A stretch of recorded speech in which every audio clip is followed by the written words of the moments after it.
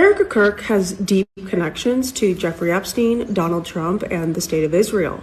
The supposed grieving wife and mother is going to be taking over Turning Point USA. So here's some facts about her that I think the public has a right to know and that nobody else is reporting on. Around 2009 to 2010, even though Erika had never modeled before or participated in a beauty pageant, she received an invitation in the mail to participate in the Miss USA beauty pageants, which right there. This is the reason why we're talking about this particular woman versus all these other videos about Erika Kirk. She is saying some things that other people are not saying. She said she received something in the mail to be a part of a beauty pageant. That right there says a lot. Because it's one thing about being a beautiful woman and you hook up with a modeling agency and you get an opportunity through the modeling agency. But if you're not a model and you get something in the mail to be a part of a beauty, like Miss America type of beauty pageant ran by Donald Trump, and then you win, something's wrong. Put a 1 in the chat if y'all agree. And everybody hit the like button. Everybody hit the like button and drop your city in the chat and let me know where you at. So hit the thumbs up button and drop your city in the chat. Let me know where you at. We got to hear that again. Erika Kirk has deep connections to Jeffrey Epstein, Donald Trump, and the State of Israel. The supposed grieving wife and mother is going to be taking over Turning Point USA. So here's some facts about her that I think the public has a right to know and that nobody else is reporting on. Around 2009 to 2010, even though Erika had never modeled before or participated in a beauty pageant, she received an invitation in the mail to participate in the Miss USA beauty pageants, which were owned by Donald Trump. In 2012, she won the Miss Arizona competition. And at the same time, according to her website, she was also a casting director at the same. How do you become a casting director? How is this girl having all these crazy opportunities and jobs? We're going to get into the Romania situation, you know, Romanian Angels program that she had going on in Romania at the age of 17. So I want y'all to think about this. Not only did she have a nonprofit in Romania called Romanian Angels at 17 or 18, you get a letter in the mail to be in the Miss America pageant, and then you win. And then on top of that, you have some type of modeling agency of your own? What is happening here? Who is this woman? 2012, she won the Miss Arizona competition. And at the same time, according to her website, she was also a casting director. How are you a casting director and a philanthropist and Miss America or Miss Arizona all at the same time? What is happening? This is the reason why we're talking about this, because this is getting crazier and crazier and crazier. Drop your city in the chat. Let me know where you at. Spam the chat with your city. Spam the chat with your city. Spam the chat with your city. Drop your city in the comments. At the same time, she was modeling for Trump. In 2006, she started a ministry when she was just 17 years old. This ministry was working with the U.S. military in Romania. At the same time, she claimed to be working as a casting director. The area in Romania where Erika was operating her ministry out of had a ton of locals. How the hell are you a casting director and you're this philanthropist in Romania?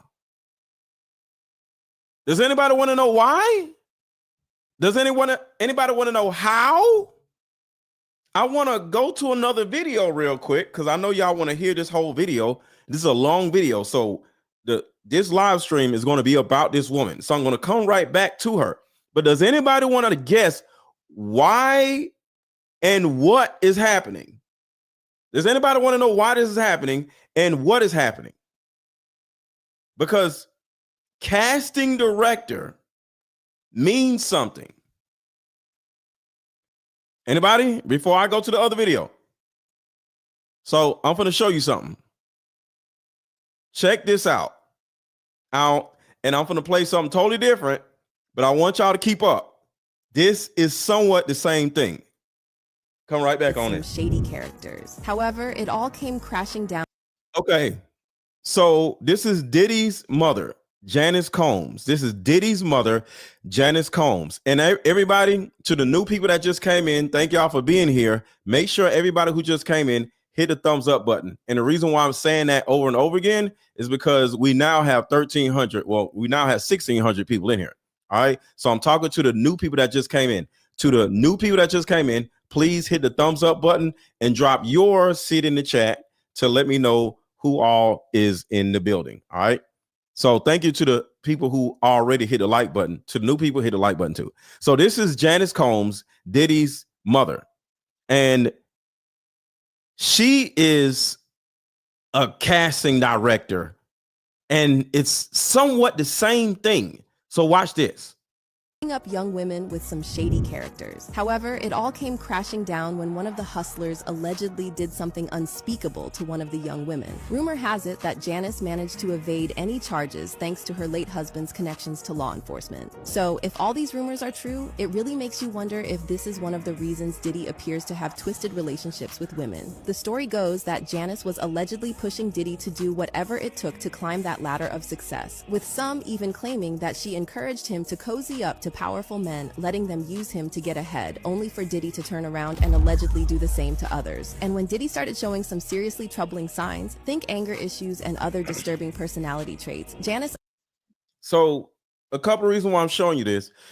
One, this video starts off by saying that Diddy's mother was hanging around some shady characters and she was hooking up young girls with guys with money. All right. And this is a thing that is happening. I said in my last live stream that in these traffic light situations that keep happening, the main liaison in the traffic lights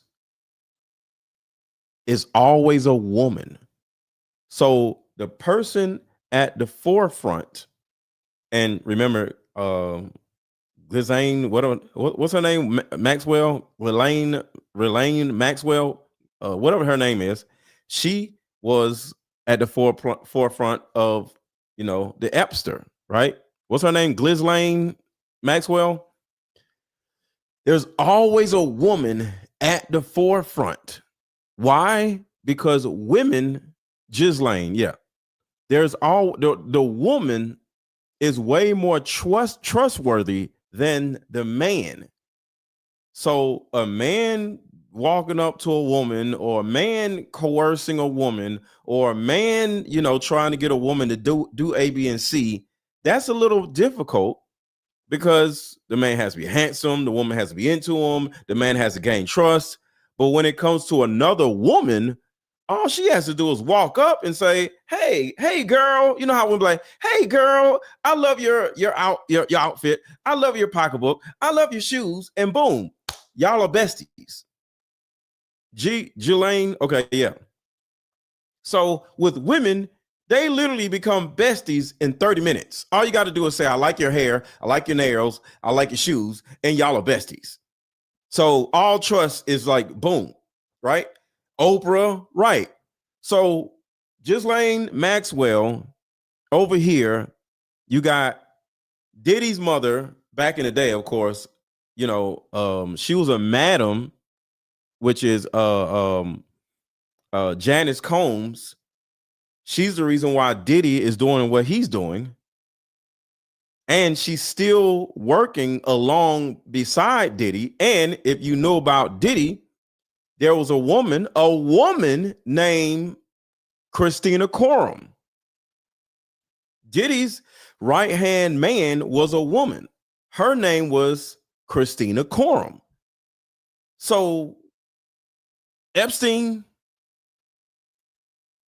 Christina Coram,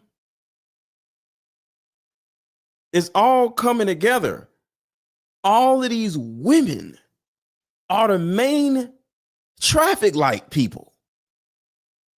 So I just wanted to share this with y'all because all of these things start the same way. It's always a woman that is put in place, just like Erika Kirk, at an early age to start recruiting girls. They're here to recruit girls. Allegedly egged him on to be ruthless. But here's where things See, she egged her own son on to be ruthless. These women, bro. take another sinister turn. Even when Diddy's anger turned on her, Janice apparently didn't lift a finger. According to Diddy's former bodyguard. All right, so let's go back. I just want y'all to hear this part. I'm going to go back. She was hooking up young women with some shady characters. However, right there. That's it. That is the thing that I want y'all to keep in mind. These women be hooking women up with shady characters. I'm going to play it again. She was hooking up young women with some shady characters. That right there. These women are the liaisons to all these traffic-like situations. All right, now we can go back here. Bro, this is crazy. Everybody hit the like button. We got 2,000 people in the house. Shout out to y'all. Hit the thumbs up button. Hit the thumbs up button. In 2006, she started a ministry when she was just 17 years old. This ministry was working with the U.S. military in Romania. At the same time, she claimed to be working as a casting director. The area in Romania where Erica... See, she's a casting director in America while she's over in Romania being a casting director for orphans. Because the thing in Romania was meant to bring orphans, get them a family. But she didn't do that. She put the orphans in a position where, well, she'll say it. Yo, this shit is crazy. And it's always a damn woman. Was operating her ministry out of had a ton of locals accusing these evangelical ministries of kidnapping children and trafficking them out of the country. See? This is what's happening right in front of our faces. And my whole point is this. Just because Epstein is dead or presumed dead does not mean all our problems are over. No, we need to look at these women. The women doing more shit than the men are. Children were being found in Israel, the UK, and undisclosed private islands. The locals demanded that the authorities look into this. And shocker, they never did. But her ministry was kicked out of Romania. In 2018, 2 years after Donald Trump started working with Charlie Kirk, Erica and Charlie were introduced to one another after one of their mutual friends suggested that Charlie should hire her to work for Turning Point. So at Erica's job interview with Charlie... Hold on. I need y'all to catch that. I'm just backing up just a little bit. Need y'all to catch that. In 2018, 2 years after Donald Trump started working with Charlie Kirk, Erica and Charlie were introduced. 2 years after Donald Trump started over here working with Charlie Kirk. So Charlie Kirk and Donald Trump was over here. And then next thing you know, you got Donald Trump that already had his wife, his future wife, in his pocket already over here. I need y'all to see what's going on. He's over here working with Charlie Kirk. Next thing you know, he has his future wife, Erica Kirk. He was working with her since she was like 19, 20. So he's just in her pocket, like, on some stepdaughter shit. Next thing you know, he's the one who brought them together. So why in the world would Donald Trump want to bring Charlie Kirk who has a nonprofit going on over here, and Ghislaine Maxwell, Erica Kirk, i.e. Ghislaine Maxwell, and bring them together to one another after one of their mutual friends suggested that Charlie should hire her to work for Turning Point. Who was a mutual friend? Who was a mutual friend? Who was that mutual friend? A mutual friend said, hey, I think you over here should go over here and work for this awesome guy named Charlie Kirk. And then when she pranced her ass over here to Charlie Kirk and Turning Point USA, he looks to hire her and she says, do you know who I am? You got to remember, Donald Trump was over the Miss USA pageant. There's a possibility that Donald Trump put her in a position where she won in order for her to gain credibility with any man she meets.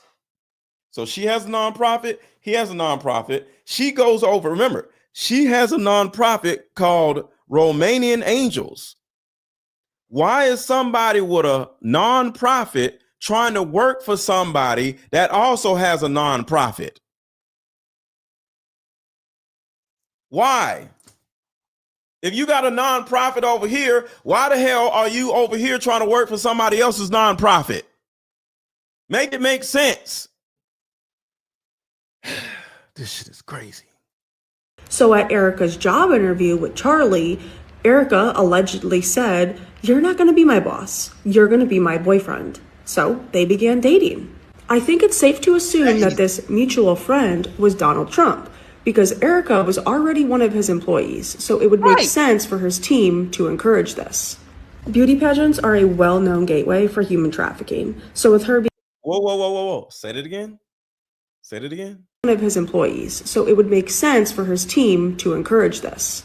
Beauty pageants are a well-known gateway for human trafficking. So with her being a casting director, her ministry, working with the military in Romania and being asked to leave, along with her very strange behavior of capitalizing on the death of her husband, I think this should be of immense concern to us all. And remember the pattern. Some shady characters. However, Remember the pattern. Here's the pattern. she was hooking up young women with some shady characters. However, it all came crashing down when one of the hustlers allegedly did something unspeakable to one of the young women. Rumor has it that Janice managed to evade any charges thanks to her late husband's connections to law enforcement. I'm just showing y'all the pattern. It's always beauty pageants or some type of something that is linking all of these women to the same thing. On the death of her husband, I think this should be of immense concern to us all.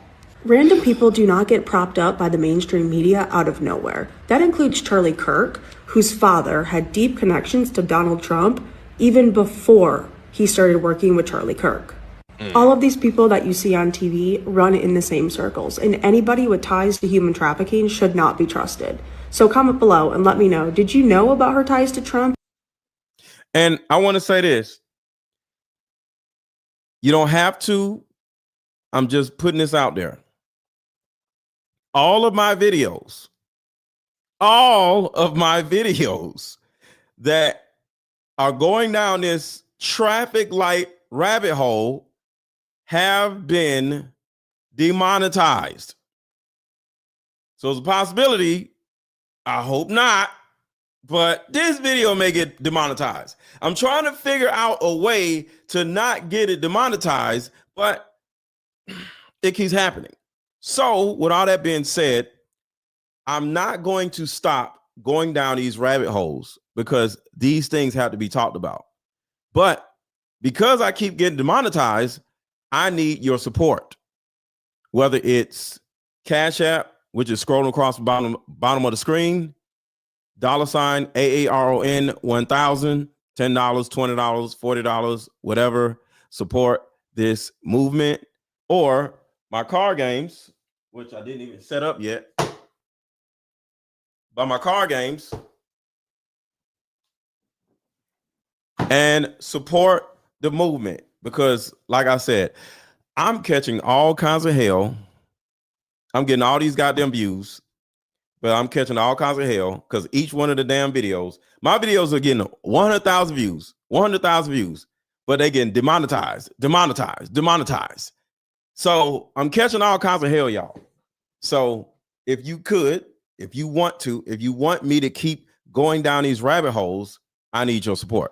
Cash App, scroll across the bottom of the screen, $AARON 1000. Buy my card games, deep discussions, or for the ladies, the mother-daughter card game, or drop a super chat. Because this shit is hard. When we talk about traffic lights, demonetized, but I'm not going to stop because these things have to be discussed. In the beauty pageants and this ministry that she operated in Romania. Let's chat. So comment below and let me know, did you know about her ties to Trump and the beauty pageants and this ministry that she operated in Romania? Let's chat about this. If you can't see it, you are just blind. Watch this. I believe that we all have angels in our lives. And these are my little angels from Antonio Placement Center in Constanța, Romania. Listen. Our goal with the Romanian Angels Project was to show these children the true American heart during the holiday season. And what better way to do that than having our United States military personally deliver the gifts? The United States military personally delivering the gifts. What y'all don't realize is the deep, horrific reasoning why they have the United States military delivering gifts. I'm just going to be quiet. I want to get demonetized. Listen. All 75 children had a present to open that day. Sometimes the greatest charity comes from the most simple forms of kindness. And now my concern is, where are these kids? Where are they now? And I found this picture from TikTok. And is this thing true? Tell me. I need y'all to just look at what the screen says. Look at the top of the screen. Don't say it in the chat, but look at the top of the screen over what it says, no evidence. Just look at the top of the screen. It's worse than what we thought. It's not. Okay. I don't want to say anything because I just don't want to get demonetized for the goddamn fourth time. The orphans are being, y'all just read what it says, y'all. Just read what it says. Because like I said, I'm sick of getting demonetized. Romanian authorities are looking into possible links between blank adoption agencies and an illegal global conspiracy selling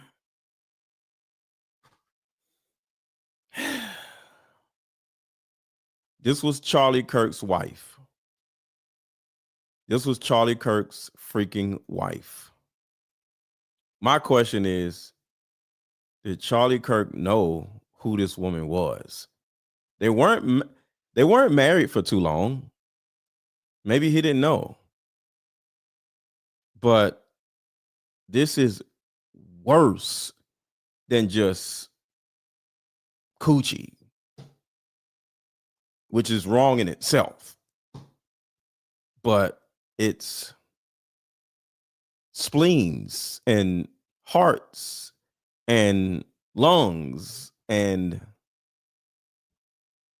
golly, man. Thank you so much, Virginia, for being a new member. Thank you so much, Virginia. Tiffany said, keep the truth coming. Thank you so much. Nina, thank you so much. I appreciate you for the $10 super chat. Thank you so much. Thank you so much. Y'all, I gotta talk about this stuff. I can't just not talk. I can't just talk about some normal, fun, cool stuff that won't get me demonetized. I can't do that.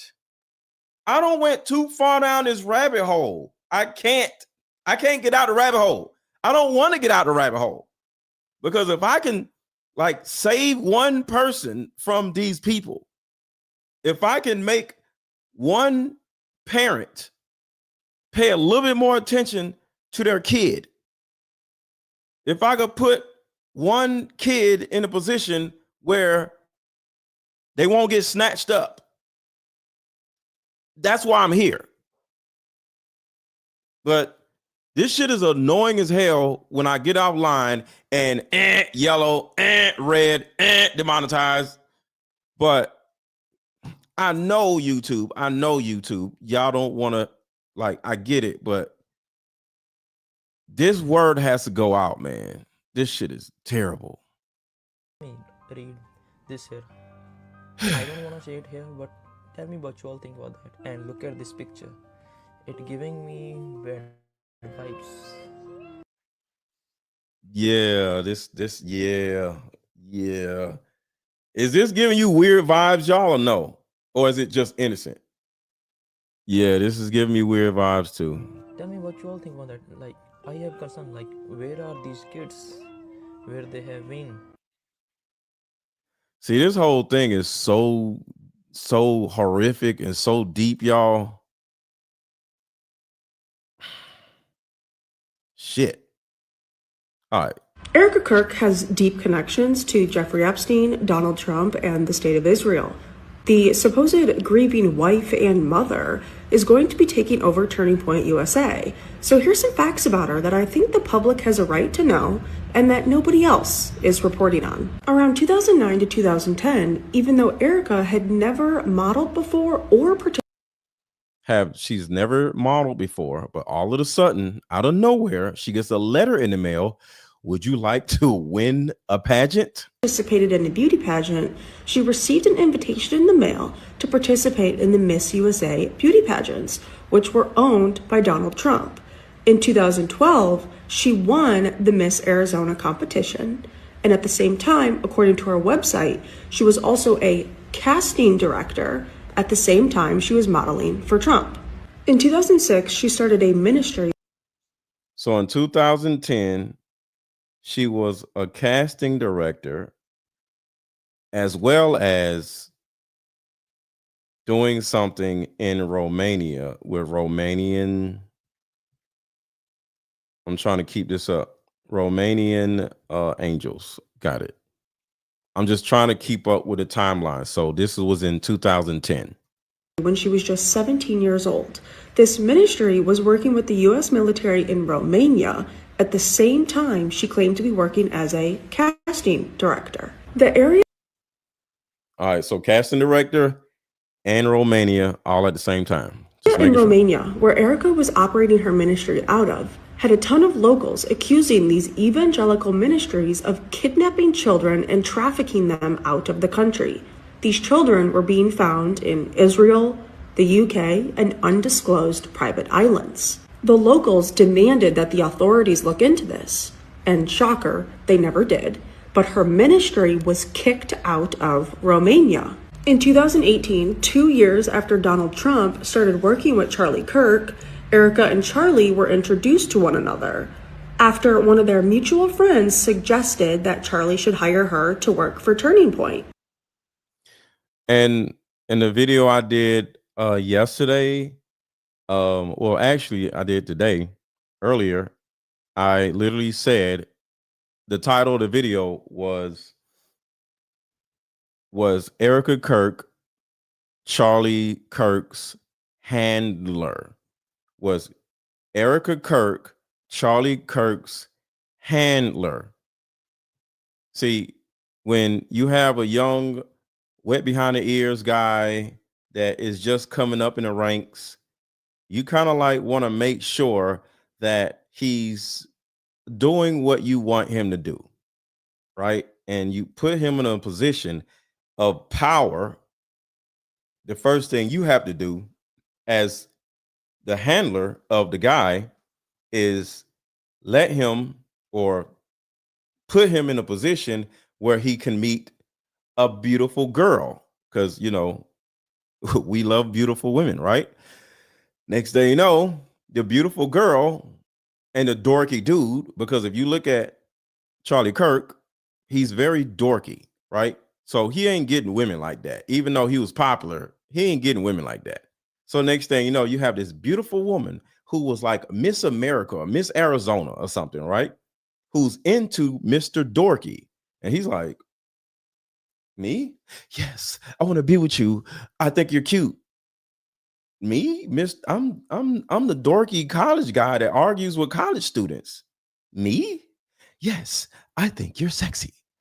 And you're like, oh, Charlie Kirk ain't never had no model trying to holler at him.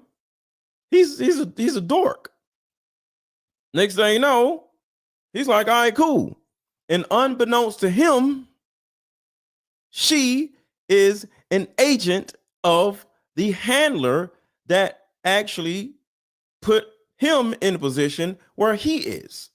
So his handler sends him a girlfriend, and then they get together, and now she's able to spy on him and find out all the little things that he's thinking about, the pillow talking and all this other stuff. And then she reports back to the handler.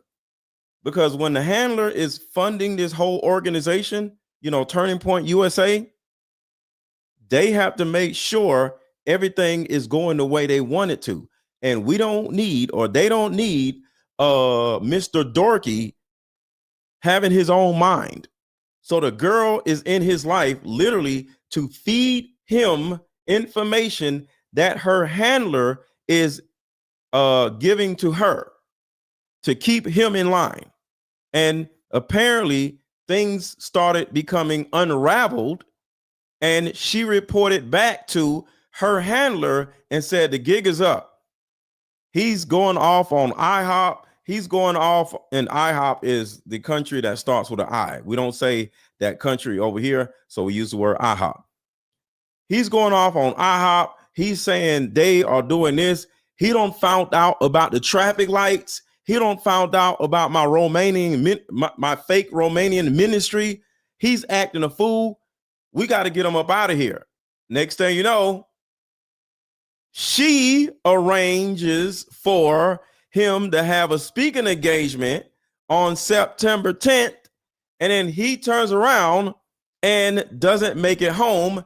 And here comes her. Oh my God.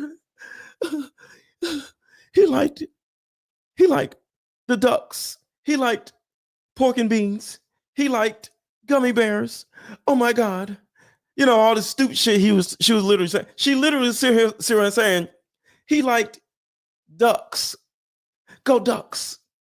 And you're just like, is she serious? Is she serious right now? She's literally saying all kinds of dumb shit because she don't care about that man, because she was an agent. Everybody hit the thumbs up button. Everybody hit the thumbs up button. Everybody hit the thumbs up button. We almost have 5,500 people in here. Welcome to the people that just came in here. I am Mr. Let Go. I am somebody that is like valiant advocator for young people and kids. I have daughters of my own, so I have a soft spot for the youngins, and I want to make sure that we as a community do everything that we can to protect them, whether they're ours or whether they're somebody else's. So I am Mr. Let Go. I am a coach. I actually coach women. So that's who I am. And welcome to the channel. Make sure to not only hit the thumbs up button, but to subscribe to my channel right now, and drop your city in the chat and let me know where you are from. So to the new people who just came in, drop your seat in the chat and let me know where you are watching from. So at Erica's job interview with Charlie, Erica allegedly said, "You're not going to be my boss. You're going to be my boyfriend." So they began dating.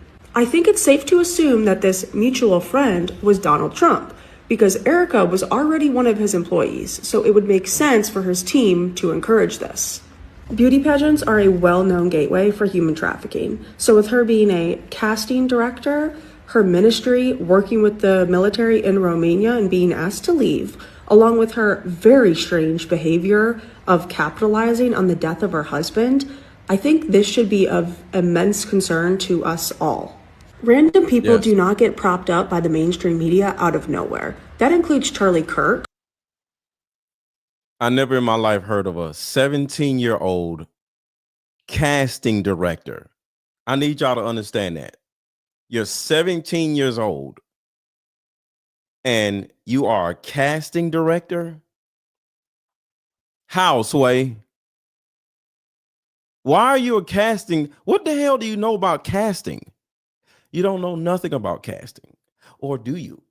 You may not know anything about casting, but you know something about traffic lights. You know about that, don't you, Mrs. Casting Director? You know how to cast girls for certain roles, right? You know how to do that because you was over there with Romanian angels casting orphans to whoever the hell. Whose father had deep connections to Donald Trump even before he started working with Charlie Kirk. All of these people that you see on TV run in the same circles, and anybody with ties to human trafficking should not be trusted. So comment below and let me know, did you know about her ties to Trump and the beauty pageants and this ministry that she operated in Romania? Let's chat about this. If you can't see it, you are just blind. Watch this. I believe that we all have angels in our lives, and these are my little angels from This is when she was in Romania, and her thing was Romanian angels. Antonio Placement Center in Constanța, Romania. Listen. Our goal with the Romanian Angels Project was to show these children the true American heart during the holiday season. And what better way to do that than having our United States military personally deliver the gifts? Shout out to Your King is a Woman. Thank you for the super sticker. I appreciate you. Listen. All 75 children had a All 75 children. So this woman was in Romania and she had dominion over 75 orphans. And something went wrong, or somebody in Romania found out that kids were just going missing. And this is a true story. Just like with, I'm not going to say just like with, but have y'all ever heard of Oprah having a all-girls school in Africa? Put a 1 in the chat if you're aware of Oprah having an all-girls school over in Africa. Put a 1 in the chat if you know about that. And have you heard reports of girls going missing from her school also? This is what they do. They find a woman that is pretty or that is nice, that is good with kids, and they set the woman up as a liaison, and they get all in the kids' faces. Hey kids, hi kids, I'm so-and-so. I'm going to be your teacher. Just follow me. And she turns into the most evil person that anybody can ever see. And next thing you know, poof, folks go missing. So this woman had 75 little kids. Look at this little girl. Just innocent little kids. Listen. All 75 children had a present to open that day. Sometimes the greatest charity comes from the most simple forms of kindness. And now my concern is, where are these kids? Where are they now? And I found this picture from TikTok. And is this thing true? Tell me, read this here. I don't want to say it here, but tell me what you all think about that. And look at this picture. It giving me bad vibes. Tell me what you all think about that. Like, I have concern, like, where are these kids? Where they have... To Erika Kirk or Erica Francie.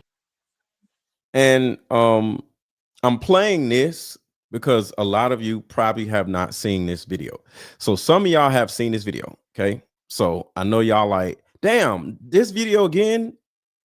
Some of the people watching have not seen this video.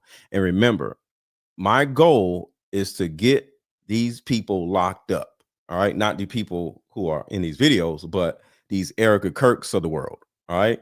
So if you've seen this video, excuse me, my apologies, but there's 5,300 people in here, and it's important that they see this video also, all right?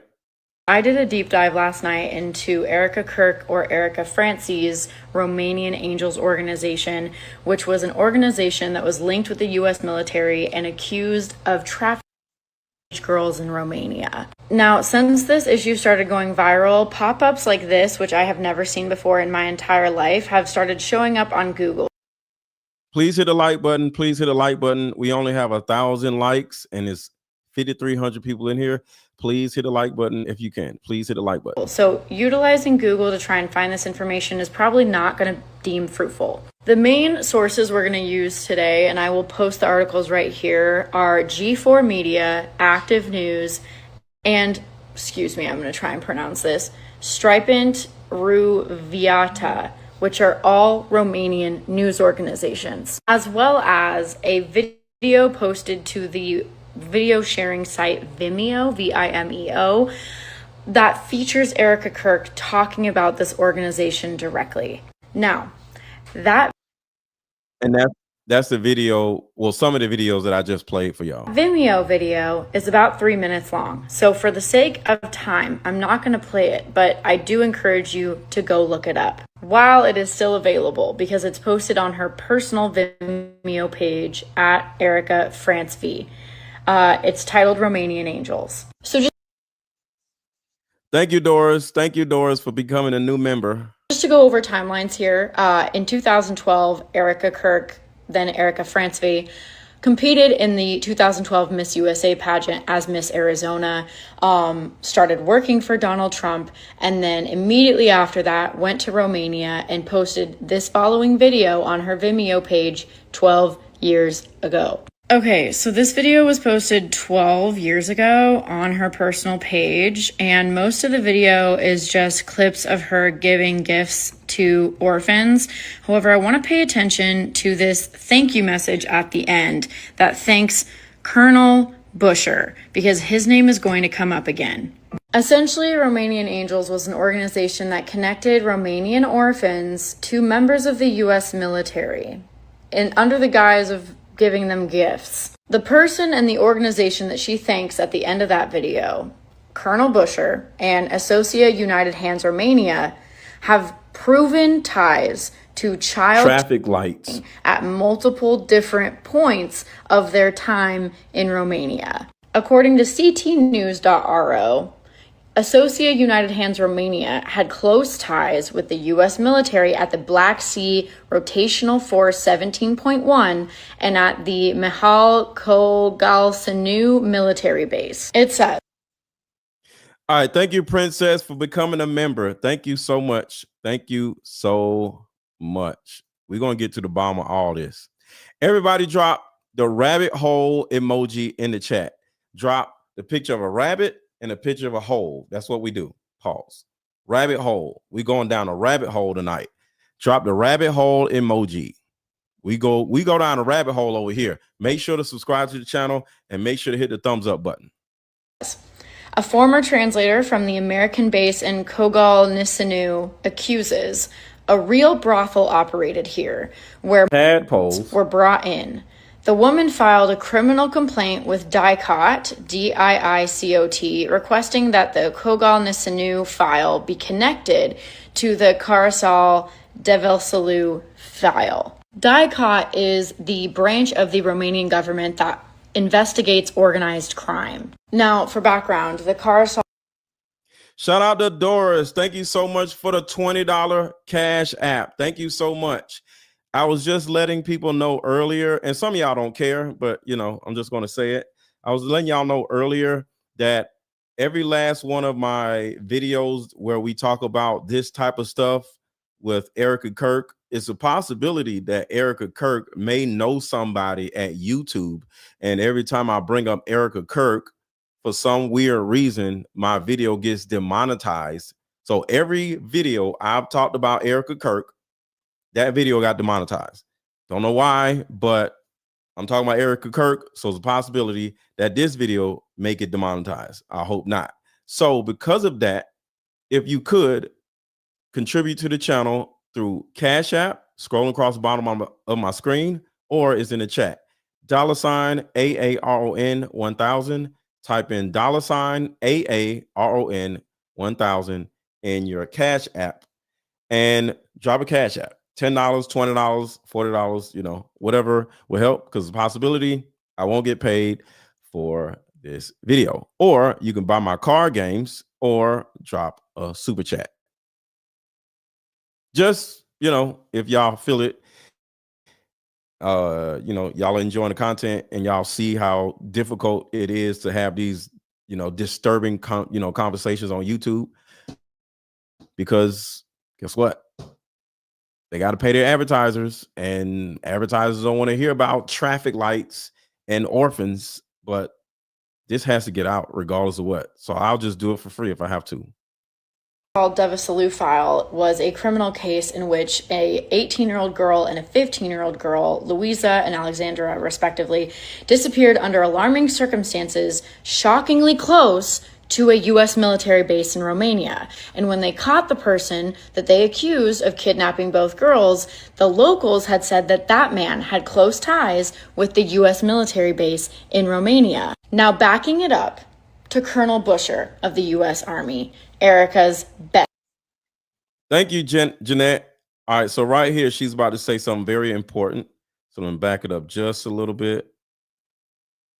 Ties with the U.S. military base in Romania. Now backing it up to Colonel Busher of the U.S. Army, Erica's bestie. Erica's bestie. Why is a 17-year-old girl, remember, she started this off when she was a teenager. She was in Romania with this Romanian Angels project when she was 17 and 18. How in the hell is a 17-year-old besties with a colonel of the United States military? You're besties with a colonel and you're 17? What the hell was y'all doing? What the hell was y'all doing? What was you and the colonel doing, Miss Kirk? Erica's bestie. The Carousel case in the summer of 2019 brought the Devisalu base to the forefront. That's the military base, with voices linking the disappearances of the two girls to traffic lights networks and the military unit hosting American troops. Thank you, Sean. So right here, her thing was hosting troops. Keep that in mind. Why is a 17-year-old girl that has 75 orphans, because she said it, she had 75 orphans. Why in the world did the United States military have orphans host you? Why are you around goddamn orphans in Romania? What the hell? Listen. Unit hosting American troops. The translator cited at the beginning of this article is named Anna Maria Nusinu, who claims that a real brothel operated in this military unit and on this military base, where tadpoles were brought here to satisfy the desires of some soldiers. And the thing that I beeped out, I said tadpoles. Tadpoles means baby frogs. Okay. So baby frogs were hosting military people that was out in Romania away from their wives and girlfriends. And you know, where if military men are away from their wives and girlfriends, you know what they trying to do. Why in the world are you going to have these tadpoles, baby frogs, these little, you know, and I'm using the word frog instead of, you know, on purpose. Why do you have these little tadpoles around these grown ass men that ain't had no coochie in probably 6 months? Like, what are we doing? Why are you hosting? She said the word hosting. Hosting? You know what hosting means? That's a party. You host a party. They having a party?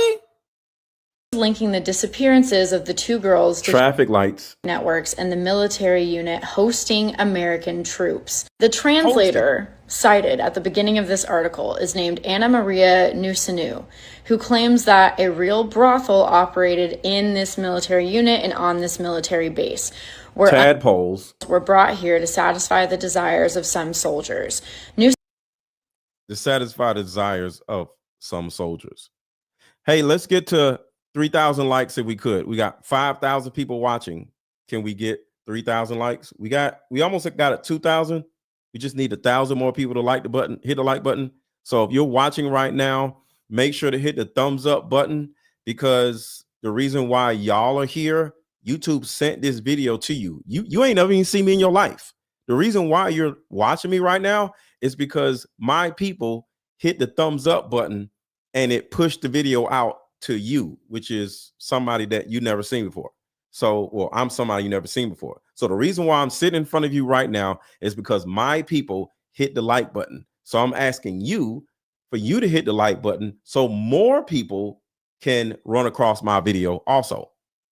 Put a 1 in the chat if you ain't never seen me before in your life. Put a 1 in the chat if you ain't never seen me before in your life. Put a 1 in the chat if you ain't never seen me before in your life and you wondering, oh, this is interesting. YouTube brought this video to you because my people hit the thumbs up button. Nusinu notified the prosecutor's office about this brothel on the premises of the military base, and although there was an extensive investigation carried out by the American and Romanian authorities, an agreement. Listen to this agreement. This agreement is nuts. So the United States military is about to make an agreement with the Romanian government. The United States military is about to make an agreement with the Romanian government. Check out what this agreement is. Send this video. Well, I don't know. Candace Owens may not want to hear this because we talking about her homegirl, Erika Kirk. So I don't know. Y'all saying y'all gonna send this to Candace Owens. Y'all can, but she might not like it because thank you so much. I appreciate you. I appreciate you for being here. Signed in 2001 between the two countries was invoked. In that agreement, Romania seceded the right of investigation to the U.S. military. Which means the U.S. military made an agreement with the other country that the U.S. military would hold themselves accountable for the things that they were doing instead of another country. And they're in the other country, by the way, holding them accountable. So you're in another country doing crazy stuff, and that country can't hold you accountable. Black Sea Area Support Team, Colonel Otto Busher, helped by his right-hand senior adjunct platoon leader, Lloyd Sparks. So the very person that Erica was thanking at the end of that Vimeo video that I showed you is then implemented in Tadpole traffic lighting crimes. The article goes on to say, the document contains absolutely incredible information and details, which the author of the complaint, Anna Maria Nusinu, argues with concrete evidence in which under normal conditions would have led to convictions and long prison terms. However, since we are talking about military interests, the US and NATO, these are forces that always try to put these matters on the back burner whenever such scandals explode in the public space, the journalist writes. The case was effectively buried when the Americans invoked this agreement that they had with Romania that essentially prohibits Romanian authorities from investigating these crimes and hands over all investigative authority to the United States military. Here is another article from activenews.ro that provides further proof that Colonel Otto Busher, the person that Erica thanked for helping her with the orphans, was directly involved in these trafficking crimes. In that article, there are translations of his messages where he is negotiating prices for a bag of tadpoles. So at the very least, the person she was running that. Hold up, back that up again. What did she say? Who was negotiating prices?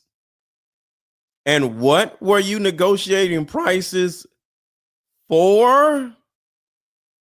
In that article, there are translations of his messages where he is negotiating prices for a bag of tadpoles. So at the very least, the person she was running that organization with, the U.S. military officer that was helping her do these things, has at multiple points been implicated in trafficking Romanian to U.S. military bases.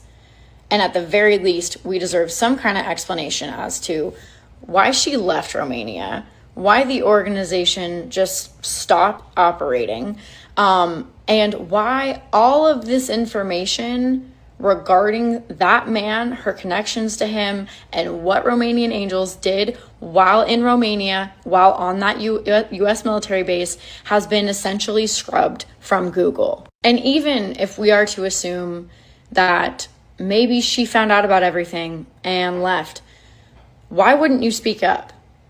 Why wouldn't you use the power that you now hold to hold the U.S. military accountable and talk about the horrific experience that you had being associated with Mini Cooper sellers, traffickers in Romania? That's weird. So I want to ask y'all some questions. One, if anybody, does anybody want to come up and share their opinion? Say yes in the chat if you would like to come up and share your opinion on all of this. I want to see if somebody wants to come up and share their opinion. Thank you, Kaika, for the $5 super chat. Shout out to Nina for becoming a member. Thank y'all. So say yes in the chat if you would like to come up and share your opinion on all of this, and I'll bring you up. Say yes in the chat. And why I'll wait on somebody who would like to come up, because y'all may not want to come up. I have a couple questions. During the scenario with Charlie Kirk, when he, died, there were 4,000 people out there that day, right? 4,000 people out there during that situation where Charlie Kirk died. All right, I'm about to drop the link now, y'all. There was 4,000 people out there when Charlie Kirk died. I want to ask y'all, do you think it's weird that none of those 4,000 people are on TikTok talking about, hey, I was there and this is what happened. Hey, I was over here. I was over there. I don't see anybody anywhere saying that they were there and they seen it in real life. Does anybody have anything different to say about that? I want to know, how is it that everybody and their mama be on TikTok, laying in their bed or sitting in their car talking about random shit, but not one person from that Charlie Kirk event is on TikTok or anywhere else saying, hey, I was at the Charlie Kirk event and this is what happened. Tell me in the chat, am I wrong? Am I missing something? Because this is almost humanly impossible for 4,000 people to have so much to say and they don't get online and say it. Am I wrong? 4,000 people and nobody is out here talking about, hey, I was there. Nobody. All right, G, I need you to show your face. I got G in the back. I need to see your face. G, I need to see your face. You are in the back. I'm dropping a link if anybody wants to come up, but I need to see your face. I need to make sure you're not, I don't know, some crazy person or something.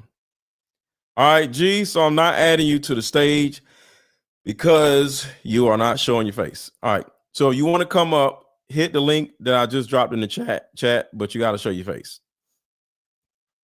All right, so I'll move on. And the second thing is, I'm looking at a pattern that, I brought up earlier, and that pattern is Erica Kirk had some type of model situation. What's up, Pammy Pam? Where you been? These models be into other stuff, and modeling is an easy gateway to traffic lights. All right, OP, I need to see your face. If y'all can't show y'all face, don't come up here. So I need y'all to, why can't y'all show y'all face when y'all come up here? So I got people in the back that wants to come up, but all right. Yeah, what's going on? What's up, brother? I'm taking it easy. Yourself? I'm good. What are your thoughts on all this? I think it's crazy. I didn't really catch everything you're saying, but the story is pretty crazy, I mean, I served my country and I never heard of anything like this that ever happened. You know what I'm saying? Yeah. So yeah, it's crazy if it did really happen. Yeah. And of course, one, thank you for what you did for our country. You're I'm welcome. never gonna shit on military people because I know so many military people think I was in the military. So shout out to y'all. So I'm not saying anything negative about military people, but men are men. And if you put a bunch of men in another goddamn country and they ain't had no ass in 6 months, they gonna do something, or they ready to do something, So if there's a brothel, they gonna go to the brothel, that's all I'm saying. So for that woman, Charlie Kirk's wife, Erika Kirk, to be doing this crazy mess, that's disgusting. So do you understand what I'm saying about that? Yeah, I understand. But the military is very strict and they're full of a lot of morals. So I don't really see where that happening. Well, according You know what to I'm saying? what the young lady said, and she said it, I didn't. Okay.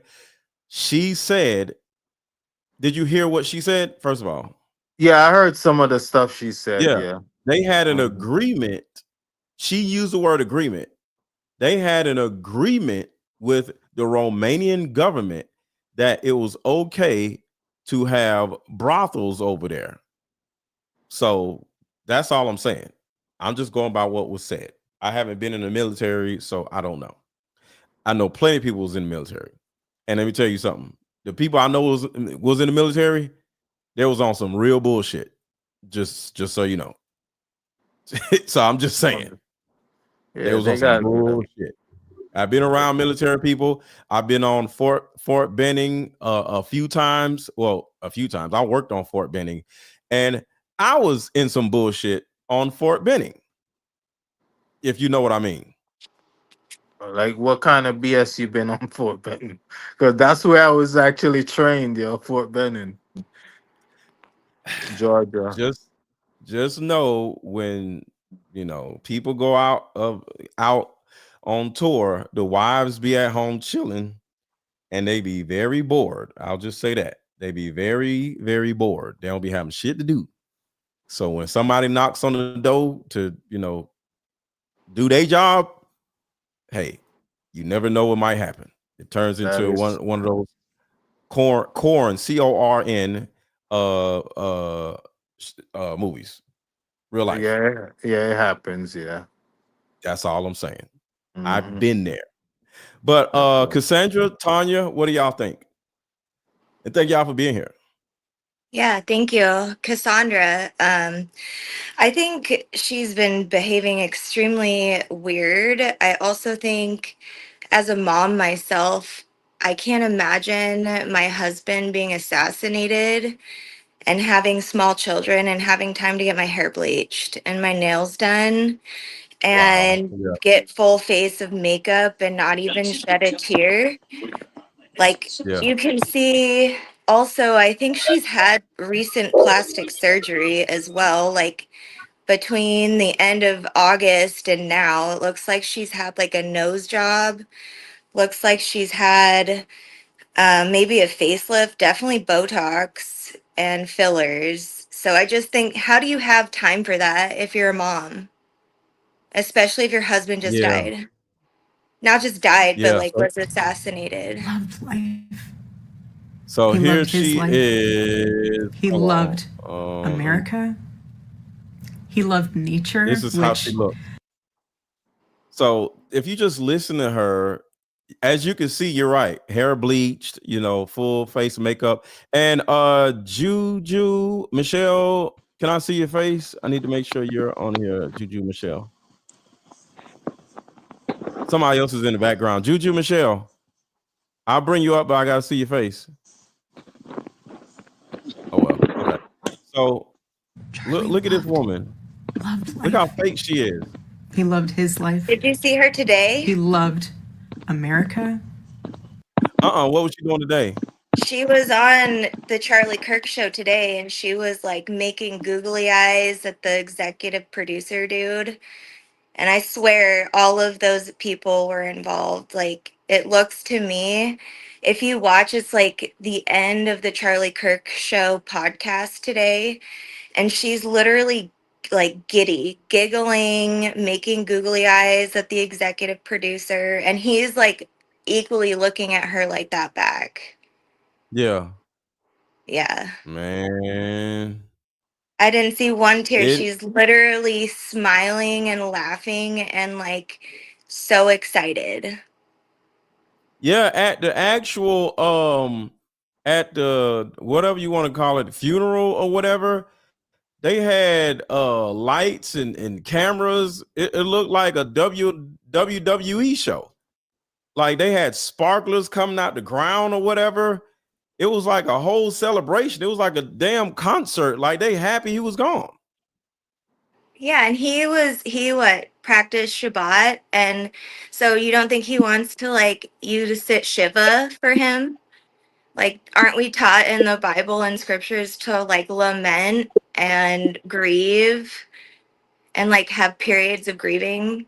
And now like Yeah, within 1 week you're like, how did you put on that big of a show? But you gotta that's what I'm think saying. Go ahead. she's kind of in charge of his stuff now, so she kind of have to make appearance, because she gotta bring on his legacy. Huh? So Wait, you wait, wait, know, wait, wait. Somebody just died you don't have to do nothing. Everybody has a grieving process, and there's an understanding. You understand, this man was shot in front of all these guys. Well, he wasn't shot in front of all these people. He passed away in front of all these people. Okay. But no, I don't think he was shot at all. But people have the right to grieve. You know, you don't have the responsibility to nobody when you lost a loved one, you know. But let me go to Tanya and Nuke. What y'all think?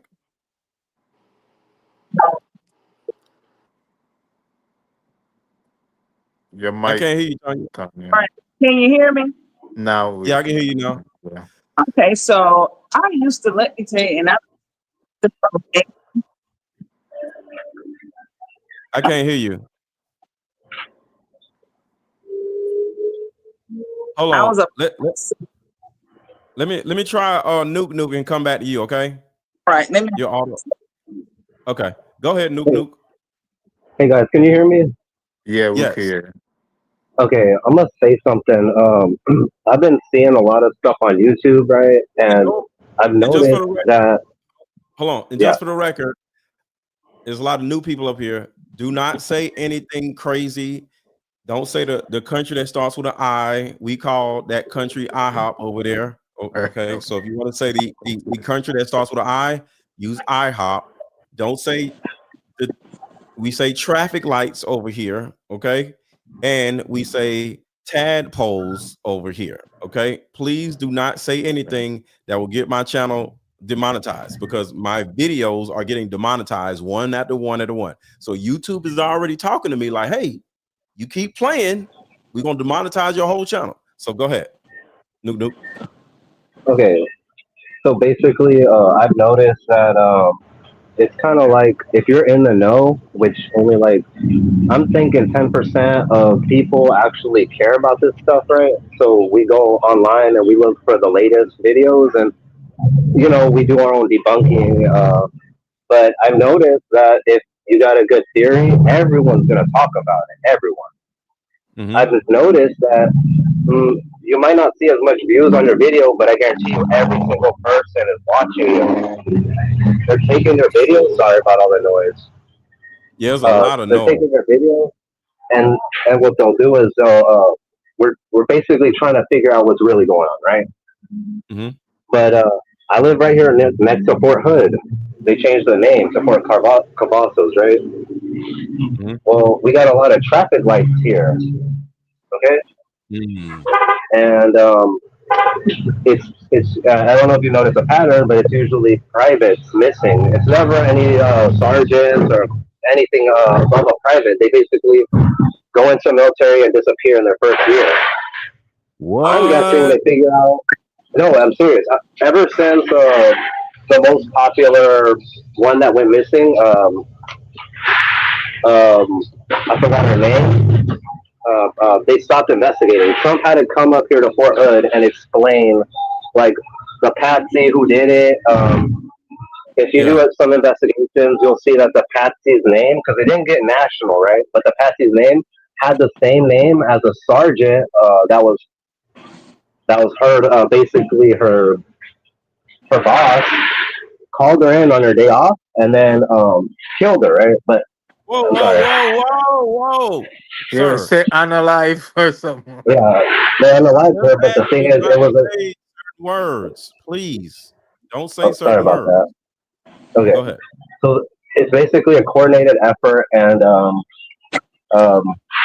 one happened the most recently because after the media blackout, I had actually a friend that was a paramedic, and it was his first year as being a paramedic in training.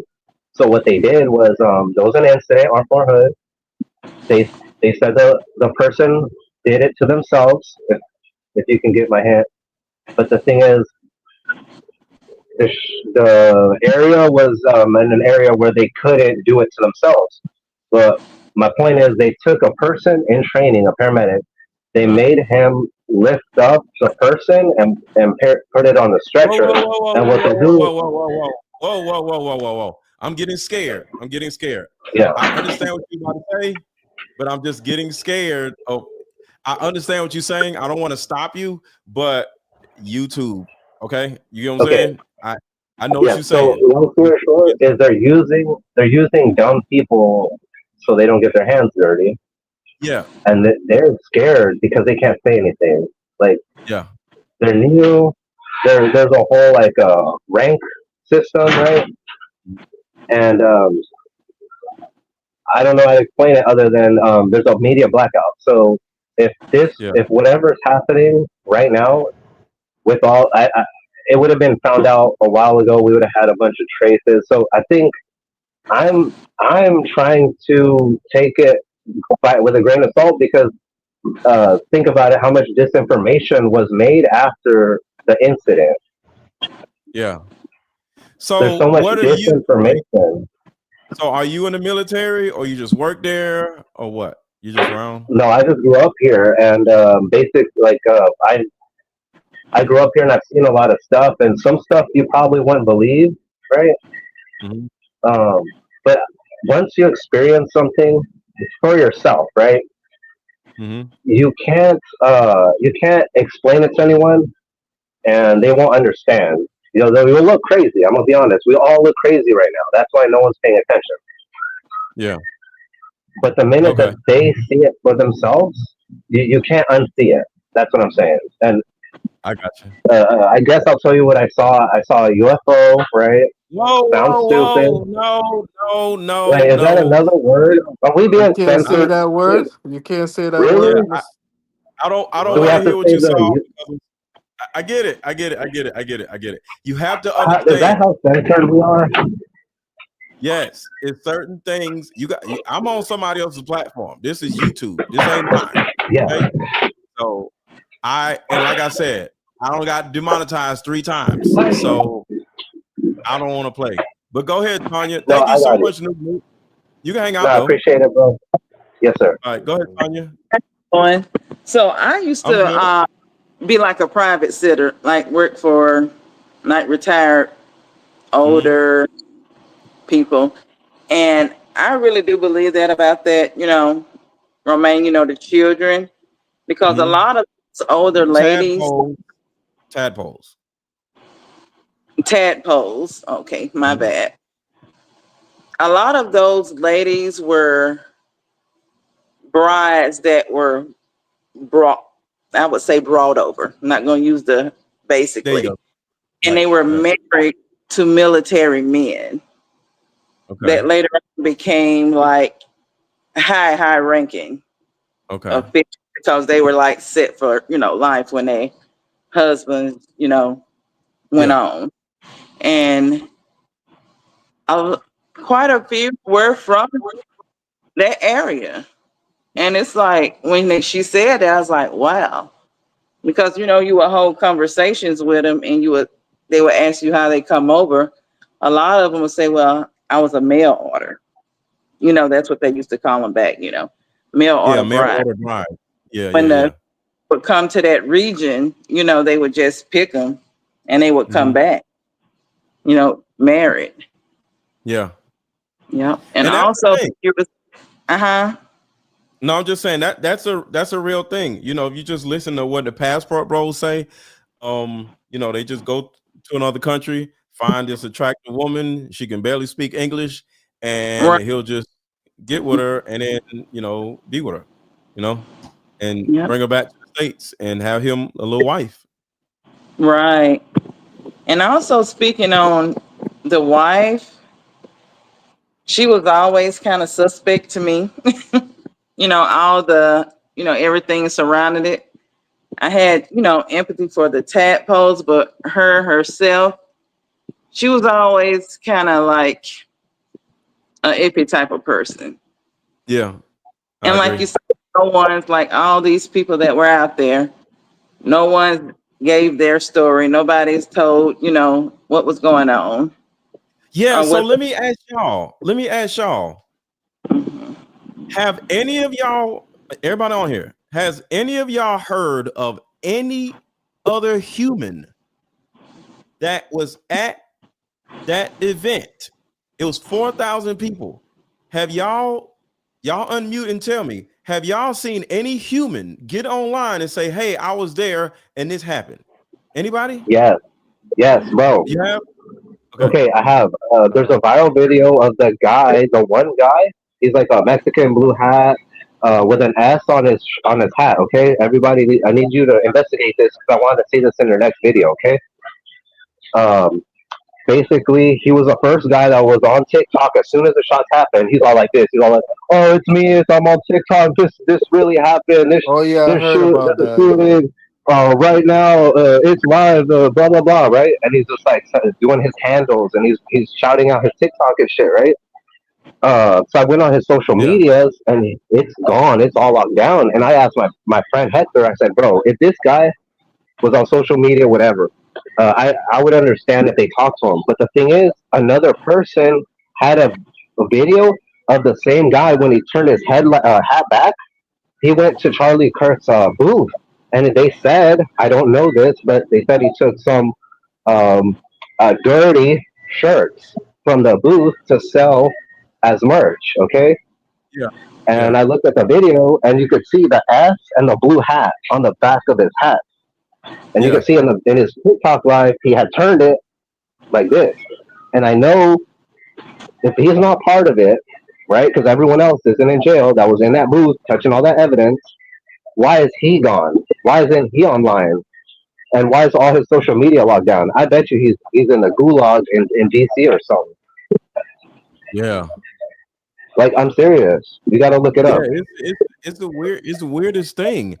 So it sounds like the people who was there, they're getting shut down whenever they announce that they were there. Anybody else though? Like I saw Cassandra? like a Cassandra? couple of videos, like as the event was going down, like some people running and filming, running away. No. I'm talking about after they went home. But no, I Nobody haven't has heard went anybody home. else talk about after they went Yeah. home at Because I want all. y'all to think about this. People are all showing their stuff on their phones at the event, right? But nobody has went home and said, "Hey, the craziest thing just happened today." That's the weirdest thing in the world. So Did what you I see mean is Candace people who talking went about? home and talked about it. Go ahead. Oh, sorry. I was gonna say, did you see Candace talking about? There was like a lady and supposedly her two nieces that were interviewed Oh yeah, yeah, after, and they're like all connected to like prominent political figures in Utah, and those yeah. are like the only No. people that have gone out there. Is like, I can't remember their last name, but somebody else might. I Yeah. remember it was Candace was talking about the person that took the video of the person on the roof. They said they did not own the video. And she was like, "What do you mean you don't own the video? That ain't my video." Who the hell video was it? So and then she said she traced it back to two people from Chicago. I'm like, what the hell? So yeah, go ahead. Red, It's what's Red going on? Wolf. It's How you Wolf. doing? How you doing, brother? First of all, I love your message. I love your Thank you. past videos.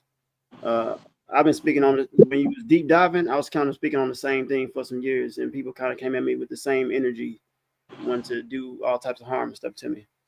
But I was Yeah. wondering if you could pull up the. It was something that I wanted to point out. I was wondering if you could pull up the clip Of what? of the incident. All right, hold on. Give me a second. Like the part where when it happens and the guy jumps over the table. Got it. I'm on it.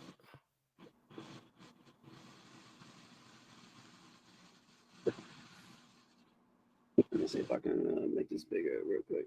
Give it a second. Okay. I'll wait.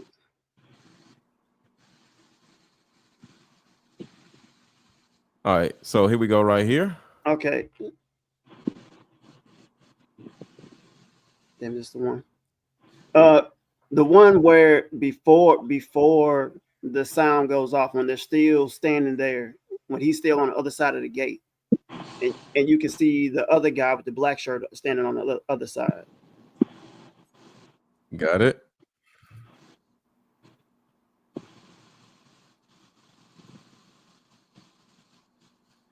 Here we go. Right now, Right here. This kind of the one. Now the guy right here is talking. You see, he throws his hands up. Right now, the one where it's panned out a little further, Hold on. you can see somebody. Who's throwing their hands up? The guy that's talking.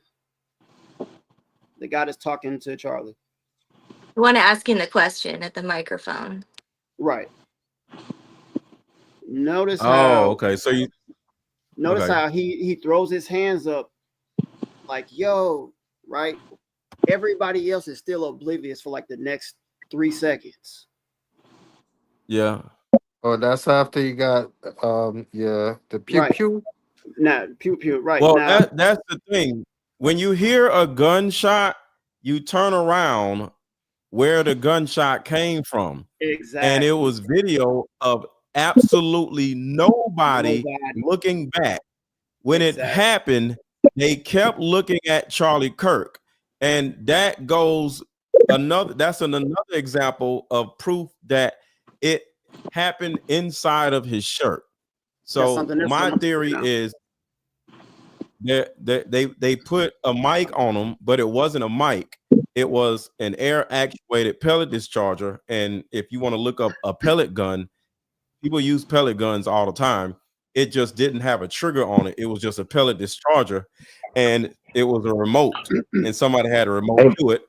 They stuck it in his shirt. Brother. Can I point something out? I got it. Oh, go ahead. I got something to say about it. Go ahead. Okay, so it matches IHOP's like motive operandi, if that makes any sense. It's not like this is the first time that has happened. I'm sure everyone can recall when they put them into the pagers, cell phones. Remember they did that. Pagers.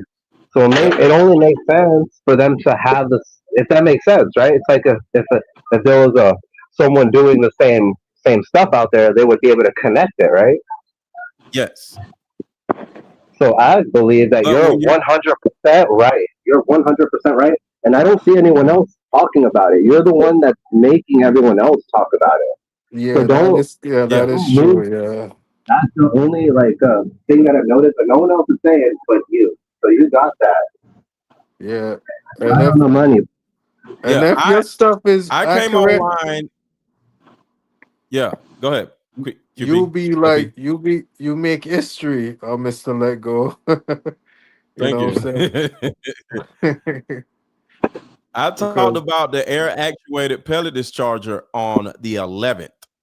The day after it happened, I came online and I said, I know exactly what it was. It's an air actuated pellet discharger. Because I'm the type of person. I'll go ahead. Say it again. I said, can I point something out about that clip? Like when you zoom in on his shirt. Hold on. Let me show you that. Let me find that video. Because you see the shirt kind of fly up all kind the damn of tight. video. You know what I'm saying? So for a second, right before the shirt flies up, right before the shirt flies up,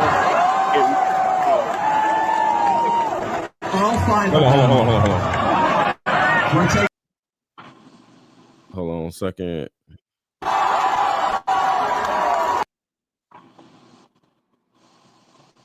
All right, now go ahead.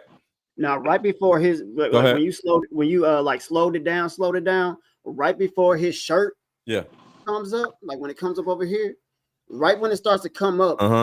Now we don't know what the whole device, the whole apparatus looks like, right? But it looks like that it has some type of bag or something that's holding the air or that moves the air, and it looks like you can see that fly by his shirt for a second. Yes. His necklace also flies backwards, like in that same direction. And that's like something blew it out the way, right? Yeah, like it kind of looks like it might be a bullet going like that in some of the pictures, but it's like his necklace is flying back in that same direction. And I don't know if y'all noticed this. He was pushed out of his chair. Yeah. He didn't get knocked out the chair. He got pushed out the chair right here. which means because you already know a gun would have knocked him out of his chair.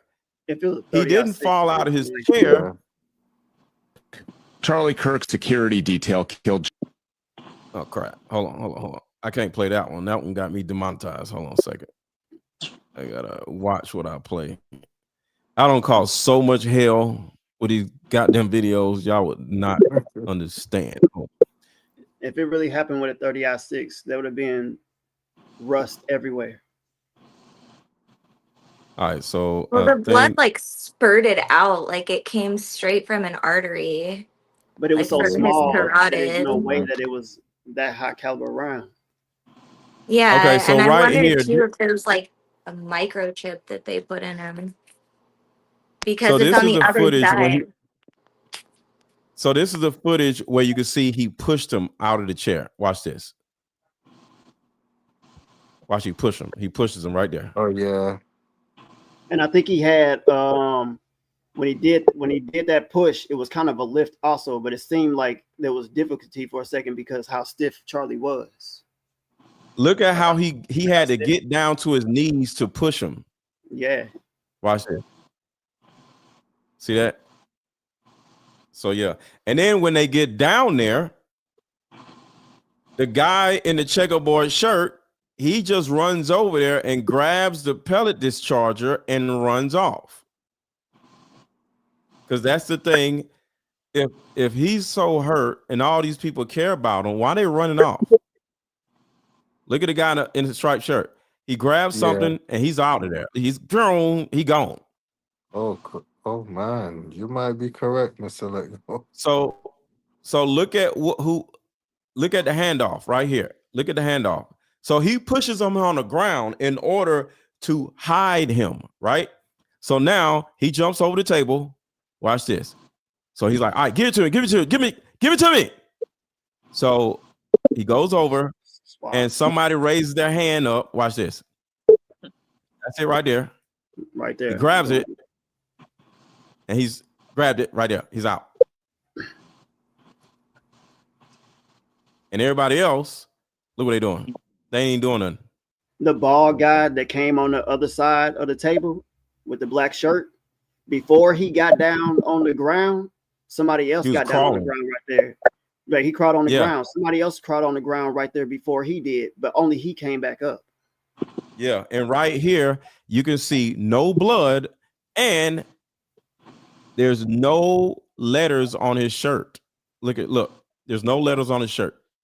Where is the freedom logo on his shirt? Look. Yeah. Where's the freedom logo? Where's the blood? Remember when he got shot, all that blood started splatting everywhere? It ain't there.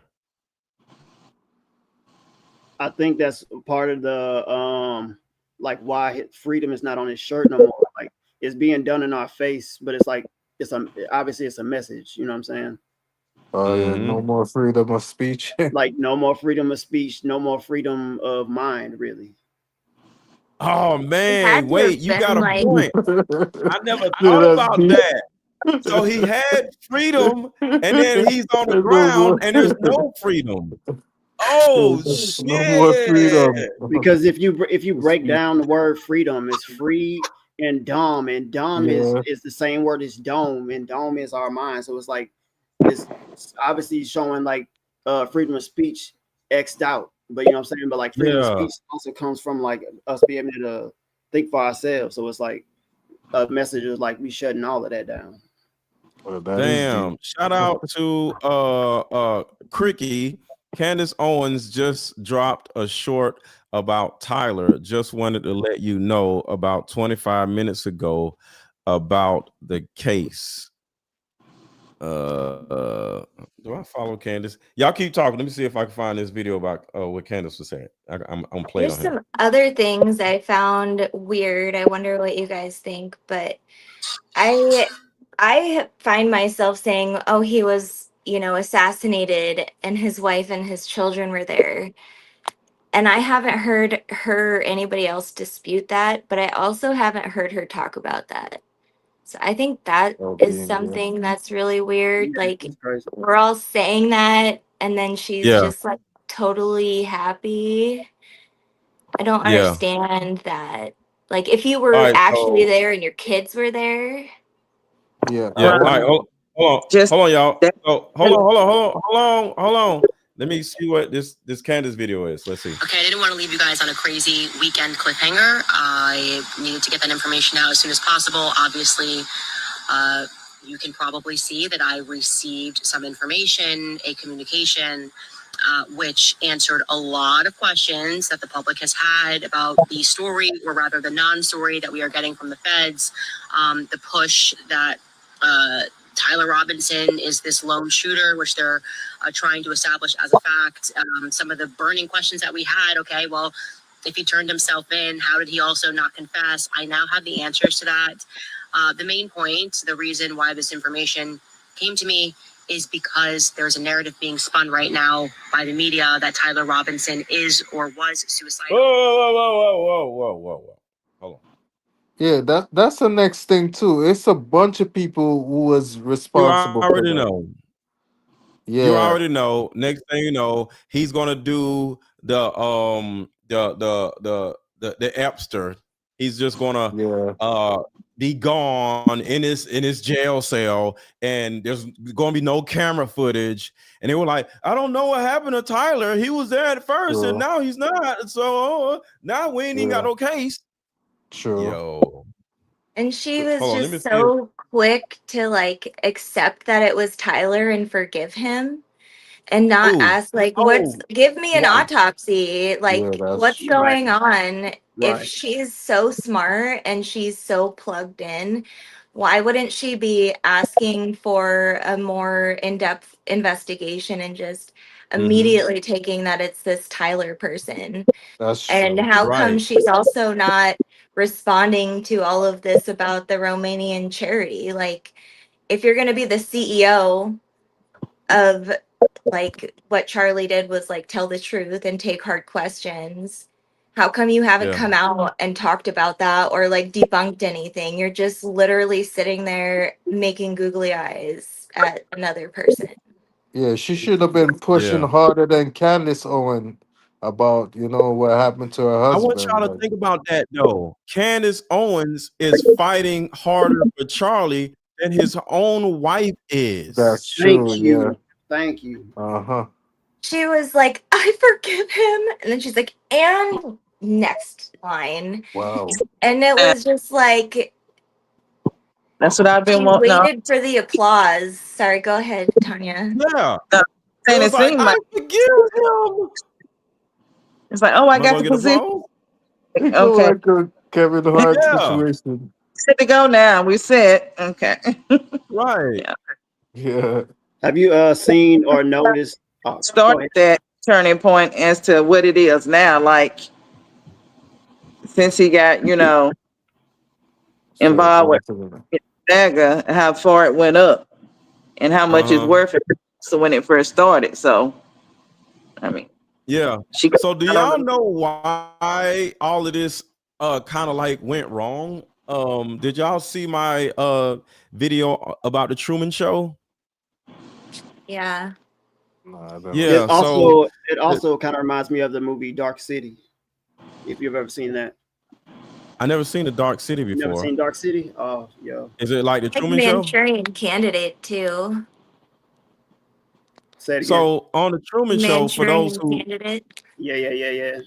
Yeah. Oh, Manchurian Candidate. I seen that a long time ago. I gotta go see that again. Yeah, Hold there's on, one shout that out. was original and then one that was with Denzel. And they're both similar, but they have a little bit of a different plot. And I think it's really interesting to watch the one back in the 60s because we're kind of back there socially with all of these political assassinations and people being, so divided and awakened at the same time. And it's it's like it's all coming full circle again because we haven't dealt with the real problems. Yeah. Shout out to Red Star. Thank you for the super chat. First time ever chatting anyone. Thank you for all your hard work. And let me shout out Roderick, thank you so much for the $50 cash app. Thank you so much, Roderick. I appreciate that. I really appreciate that.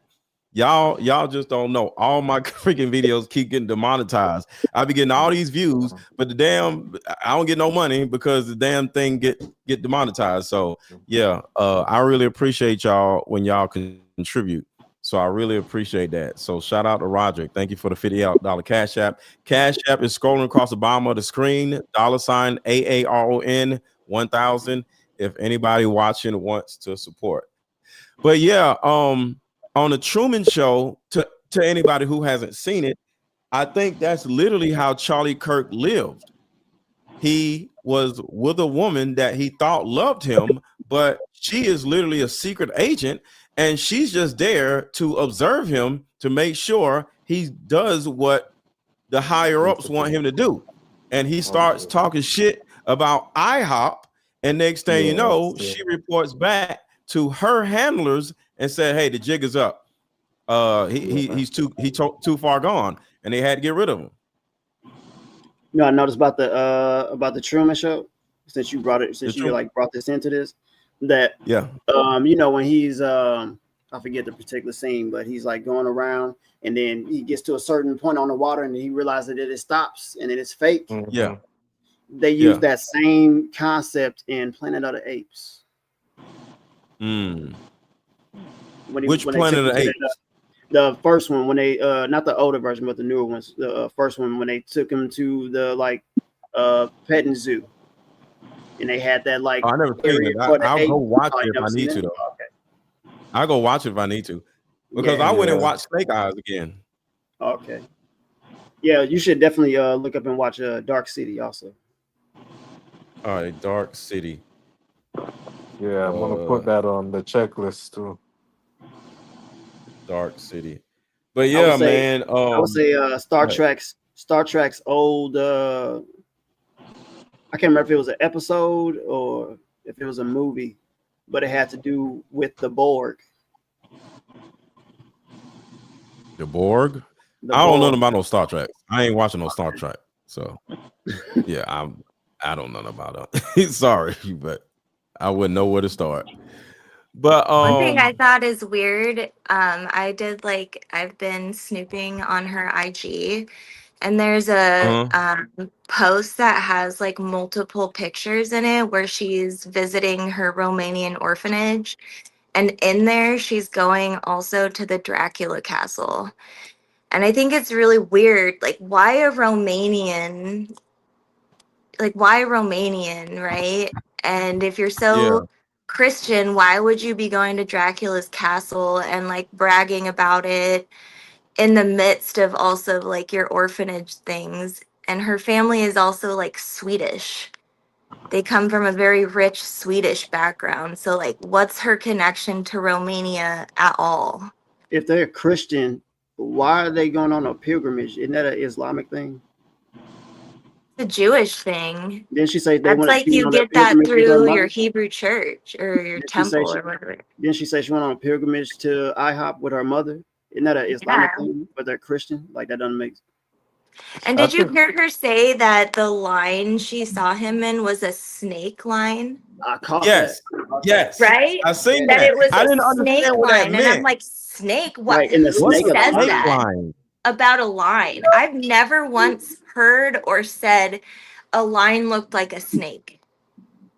A snake. I never heard of that. Yeah, I remember that. She said we was in a snake line in IHOP, and I ran it. I was with my mother, and I'm like, what the hell is a snake line? I remember that. I think because the line probably turned around, that's why she probably says that. But that's interesting because she kept repeating I did the a word deep dive duck, last night and into Erika Kirk or Erica Francie's Romanian Angels organization. It starts playing the second I bring it up. Military and accused. All right. Sorry, go ahead. I'm trying to look for when she did that. That's interesting that she said that with the snake thing, because she also kept repeating the word duck, and a duck is also another like an old definition for a duck is a male dragon. And what so here it is right here. He didn't go to college there. Wait, Well, people can be fans of different places. But he grew up in the suburbs of Chicago. So like, and I grew up in the suburbs of Chicago in a town that I'm pretty sure at this point is like an intelligence town, which a lot of the suburbs are, which is like, you know, where a lot of things happen. The town I grew up in is actually very interesting, but close to the water. So y'all think that, hold on, let me play this video real quick. So y'all think the Oregon Ducks is code word for something? All right, let's. Nothing is a coincidence. Hold on to that thought. Did you know that Charlie Kirk's father, Robert W. Kirk, was actually the architect for Trump Towers? Also, did you know that Erica Lane Kirk won Miss Arizona USA in 2012? Don't forget, Donald Trump ran Miss America from 1996 until 2015. Seeing the correlation here? Now, not saying age difference is a big thing, but did you know Erica was 5 years Charlie Sr.? But this is where coincidences aren't coincidences. Watch this. But just know that nothing is by mistake. Nothing. I will never forget the time I was in Israel with my husband, that was the second time, but the first time with my mother on a pilgrimage. And I was standing in the ticket line. And I remember looking behind me, and in the snake of the ticket line was a guy who looked very familiar. I had no idea who he was. And I told my mom, this guy looks so familiar. And as a typical mother, she said, go and say hi. No. We were late for our flight, and I'm not going to come off like a crazy person that's just weird. That ended up being Charlie. Nothing is by coincidence. Now, did we know that? No, not until we were like 3 months into our relationship and looking at timestamps, seeing that both of us were in Israel at the same time. People, this was so arranged. And there's so much more to Erica Kirk. Kind of like how she was all into basketball, didn't want to be all girly, never liked to dress up, even cut all her hair off, and ended up being Miss USA. How does that happen? How do you go from sports to Miss USA? And then they meet at a Turning Point event in 2018, where she's interviewing for a job for Turning Point. Solidified. I got a feeling there's more to the story here. And her dad worked in defense, running Raytheon's Israel division. Are you starting to connect the dots? Not long after Charlie started asking real questions, saying his morality was on the line, suddenly he's gone. Even one time Trump was asked about Charlie after his life was taken, he started talking about the ballroom in the White House. Now Charlie's entire platform is in Erica's hands. This is not random. It all leads to the same place. They used faith and forgiveness as a stage prop just to get more control. Erika Kirk's Romanian Angels connection is being wiped off the internet. It's so bizarre. I kept getting people in the comment section saying, this is all from unconfirmed sources. Thinking, well, I think she founded the organization. They have to be somewhat confirmed. I looked it on the internet. I couldn't find it anywhere. So I went and had ChatGPT do deep research, and it made this entire article for me. I've got the article posted on my page that you can go and check out right here if you want to read. So yeah, that was her talking. But yeah, I appreciate y'all coming up. I'm going to continue this rabbit hole fight. Whether they demonetize my shit or not, I'm going to keep going because I can't because this is what happens. They try to silence you by taking away your money. That's it, yeah. And what happens is that's how they try you. Because if you stop talking about something, if they either give you some money to stop talking about it, or they take away your money to stop talking about it, that shows them that you can be bought. Mm-hmm. So if I gotta be on here to talk about these type of things, because it's not just about Charlie Kirk. If y'all know, I was going off on Diddy for like 2 months also. Yeah, I know. And it was wasn't about, hard. yeah, Hold and on. it wasn't. Can I say something about Diddy really quick? And Hold on one TMZ? second. Okay. Hold on. And it wasn't about Diddy. It was about the tunnels. It was about the same type of stuff, right? Yeah. So I've been talking about this for a while. So if they take away my money, I'm still going to talk about it. But go ahead, Cassandra. So I don't know if any of you guys have like paid, like I was pretty involved or like not involved, but like interested in the whole Diddy situation. And Yeah. so TMZ, I find it really bizarre and I'm pretty sure that they're like completely sold out. But so Mark Garagos, do you know who that is? He's like a I heard of prominent him. lawyer. He has been Diddy's lawyer in the past. So Tenny Garagos, his daughter, was the main or not public, but the main defender on Diddy's team. And Mark Garagos has a podcast on TMZ with the owner of TMZ.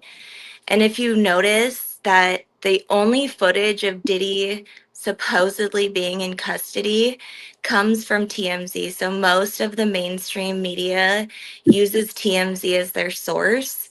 And so the only video that we have is some very grainy video of Diddy supposedly being arrested.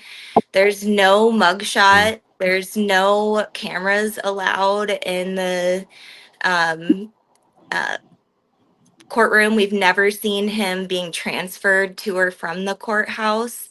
And so Yeah. like TMZ, I think is a really big player. So anything that comes from them, I think is pretty corrupt Yes. overall. And I think all of them are pretty evil.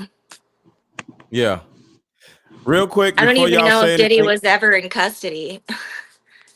We have no Yeah. proof of that. Well, And he never snitched on anybody, but he could have. So Yeah. why didn't he? cause he'll get unalived. Like the He's gonna people. be unalive no matter. I think he's probably just sitting on a freaking island, chilling, doing his FOs, and watching as we all Well, think that he's in no, jail. he's He's in locked up. jail because Yeah. Tekashi 6ix9ine, he ain't got no reason to lie. He said he was in jail with Diddy. So, and Tekashi 6ix9ine is a low life, so he ain't nobody to be trying to take up for nobody, you know, True. because the best people to listen to are the low lifes because they don't care about nobody. You know, they don't care enough to lie. So real quick, let me play this quick commercial. We'll come right back. Always wanted from your mother? Time. What is something that you always wanted from your mother? Time, acknowledgement, and apology? What if I told you that all of your answers are in this card game? What was the biggest thing missing in your life growing up? I would say I feel like you prioritized work over me a lot. My favorite question was, if you could parent me all over again, what would you change? This card game actually helped my marriage, and the questions showed me that I still had unresolved issues with my mom, and I was taking them out on my husband. This card game has a mother deck and a daughter deck, so we both have questions for each other. These are some good questions. If you don't do anything else, buy this card game. You won't regret it. Click the link below. How about we meet up at a coffee shop and play this fun dating card game? We'll have fun and see if we're compatible all at the same time. Ooh, what's the name of the game? It's called Deeper Discussions. I'm down. Okay, meet you at 6. Deeper Discussions Dating Edition. Again, these cards are good for vetting a potential boyfriend, a potential girlfriend, a potential husband, a potential wife. Actually, these cards are so soft and silky, by the way. Like they ain't gonna really get wore out. durable. A dating card game for introverts who have a hard time asking the much needed compatibility questions. Deeper Discussions, the card game. Okay, y'all go ahead. Just unmute.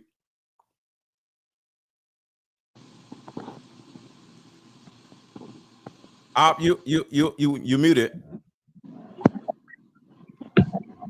I said I like your mother and daughter card game because sometimes a lot of females are catty amongst each other. So you know that Yeah. your card game will pretty much bring them together. I really like that one. Mm-hmm. Sadly, a lot of women are afraid to play that card game with their mother because most women are afraid of their mother, which is really sad. And that's the reason why I created a card game to help women come together, because that's where a lot of women, that's where their anger is. It's not with us. We ain't did nothing to them because we wasn't around when they was like 12 or whatever. But their mama is what did something to them. But they're afraid to go to their mama. Would you ever Go ahead. ever make one for the guys? Like you made one for the girls and the mothers. Would you ever make one for like the boys or the guys and the What do you father mean, or the mother father, son? Like or type? or son mother?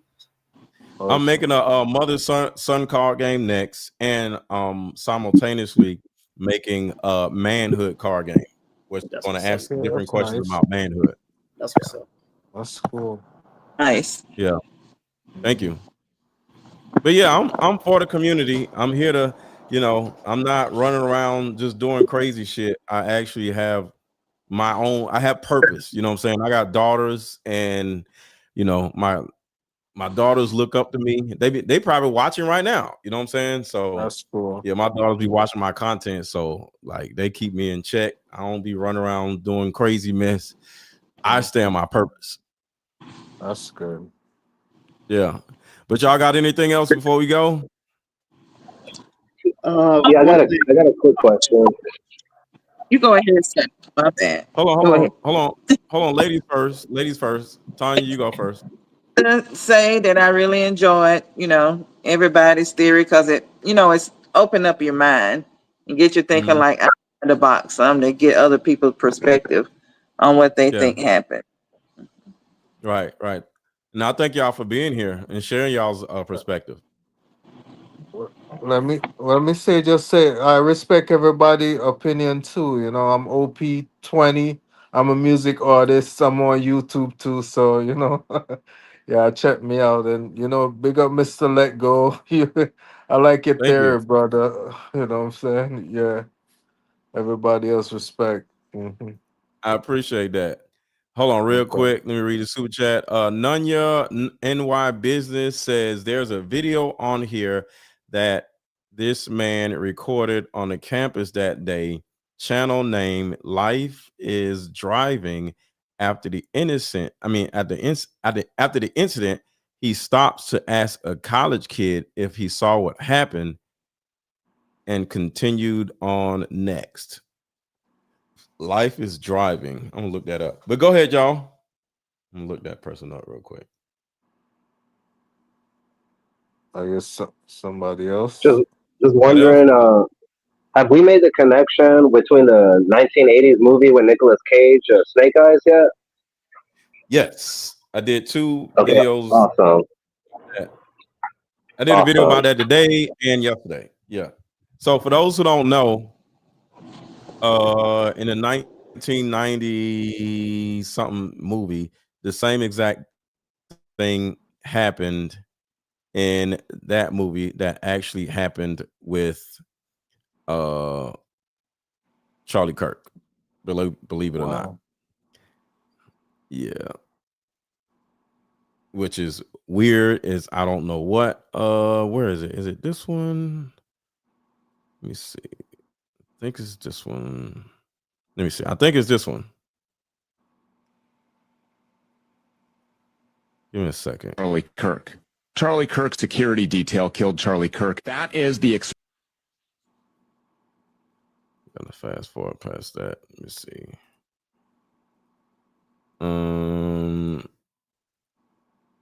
Here it is. I think so. Nope. That's not it. I got so many videos.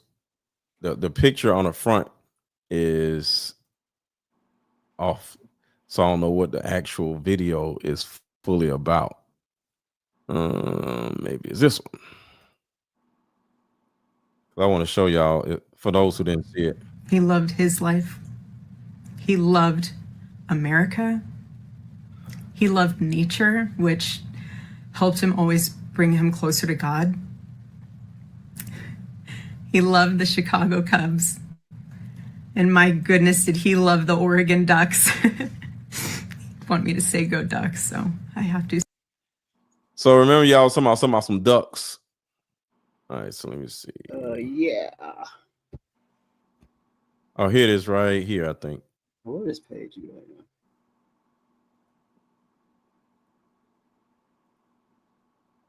To Charlie to observe him, kind of like the Truman Show. Okay, so right here, remember earlier I said in the celebrity world, young men that are coming into the celebrity world are handed women to be with. Remember, she was over in Romania doing crazy shit at the age of 17.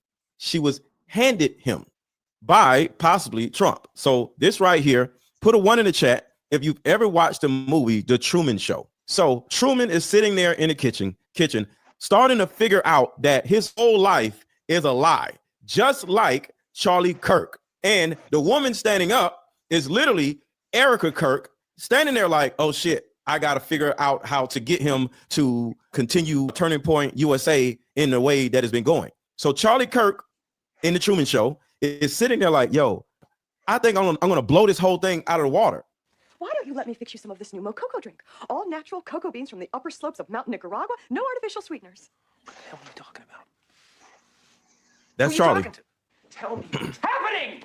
Well, you're having a Erica. nervous breakdown. That's what's happening. You're part of this, aren't you? You're a part of this, aren't you? And that is when they had to get rid of him, when he looked at his own wife and said, you're a part of this, aren't you? And look what Erica did after that. Erica is like, oh shit, the gig is up.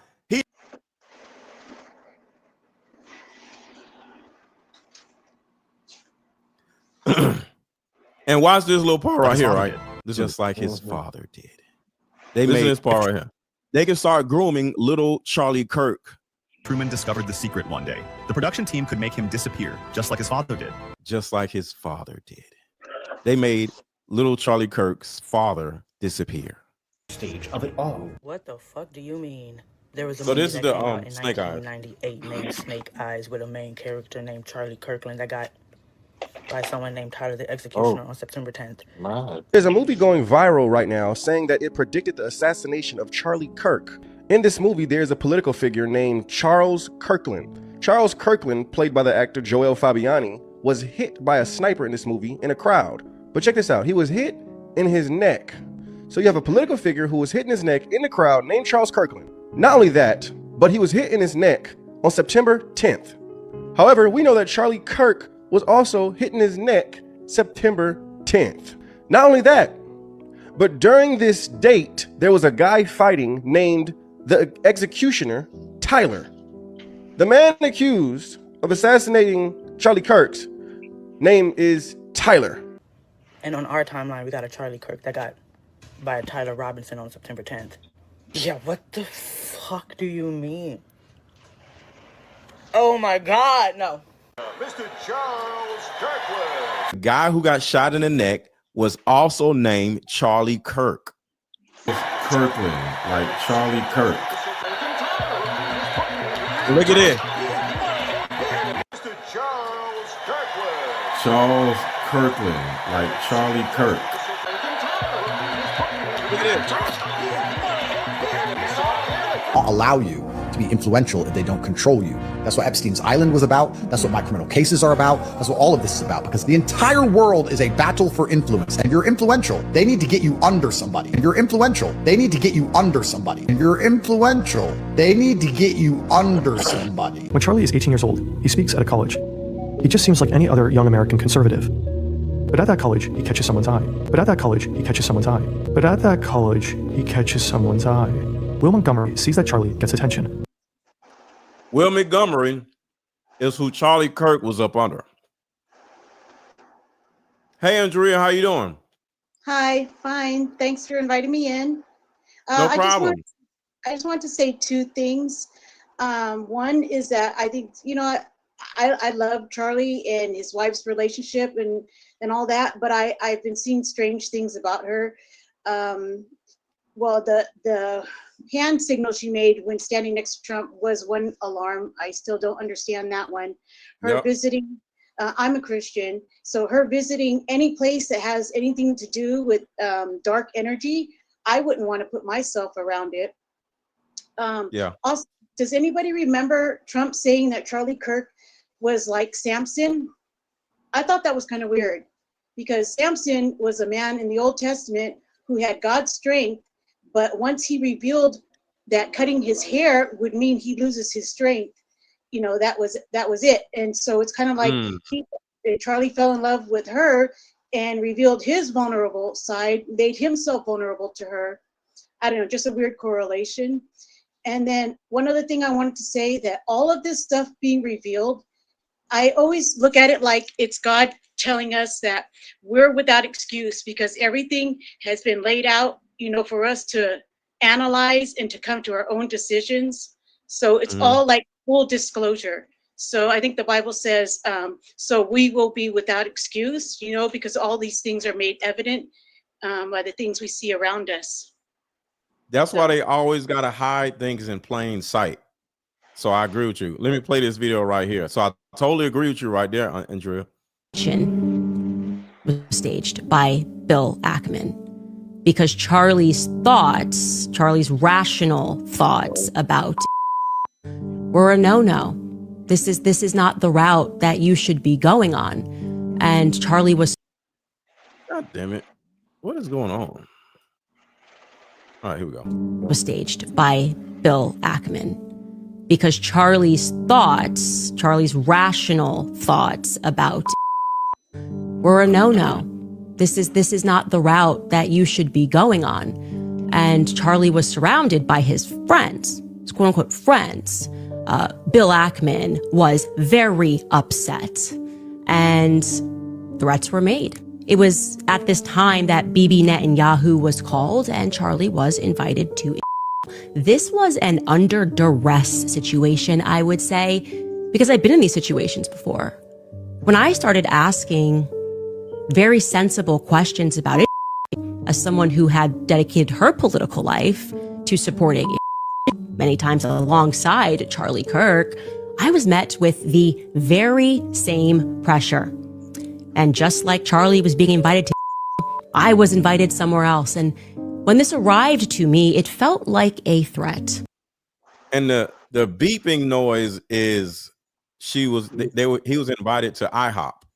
You know, I gotta tell you that. It felt like a threat, like not like, hey, come here and we can educate you because you're my friend. More like, this is your last chance. That's how it felt to me. I can't speak to how it felt to Charlie.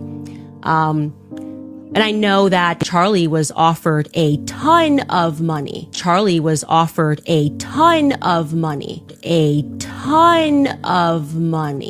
in this moment.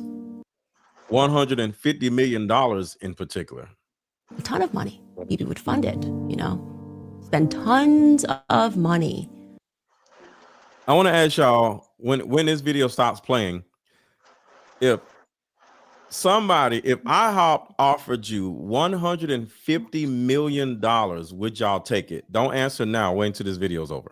And Turning Point, I guess, if it needed to go to a higher level, would have gone to an even higher level than it already was at. And I know for a fact that Charlie denied that funding. That Charlie denied, and what Bibi didn't include there, he declined to go to for, I would describe this as like, you know, re-education camp. You know, we've seen it. You made an uh-oh, but we can help you. So would y'all take $150 million? Not at all. No, money is just energy. You shouldn't have a like personal connection to it in that way. And I think if you know you believe in God, God will always give you what you need, not necessarily what you want.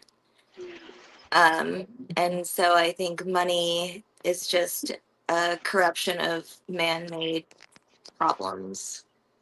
I would never take money to compromise myself. Yeah, that's true. If it goes against what I stand for, my moral compass, nah, I'm denying that pretty much. I think what people who end up in that type of situation, let's just say they do take the money. I think that what goes over people's heads is when that opportunity is brought to them, you know, they feel like they're being paid all this money, but they don't realize that, like, on one side they're being paid all this money, on the other side they're buying into something, and they don't think of that. Yeah. So with me, just what you said, it's not because I wouldn't take the money either. And I wouldn't look at it as, ooh, somebody's about to give me $150 million. This can, change my whole legacy. No, they're buying you. So now you are their slave. So now you have to do whatever it is they tell you to do. And the reason why I'm an entrepreneur is because I like doing what the fuck I want to do.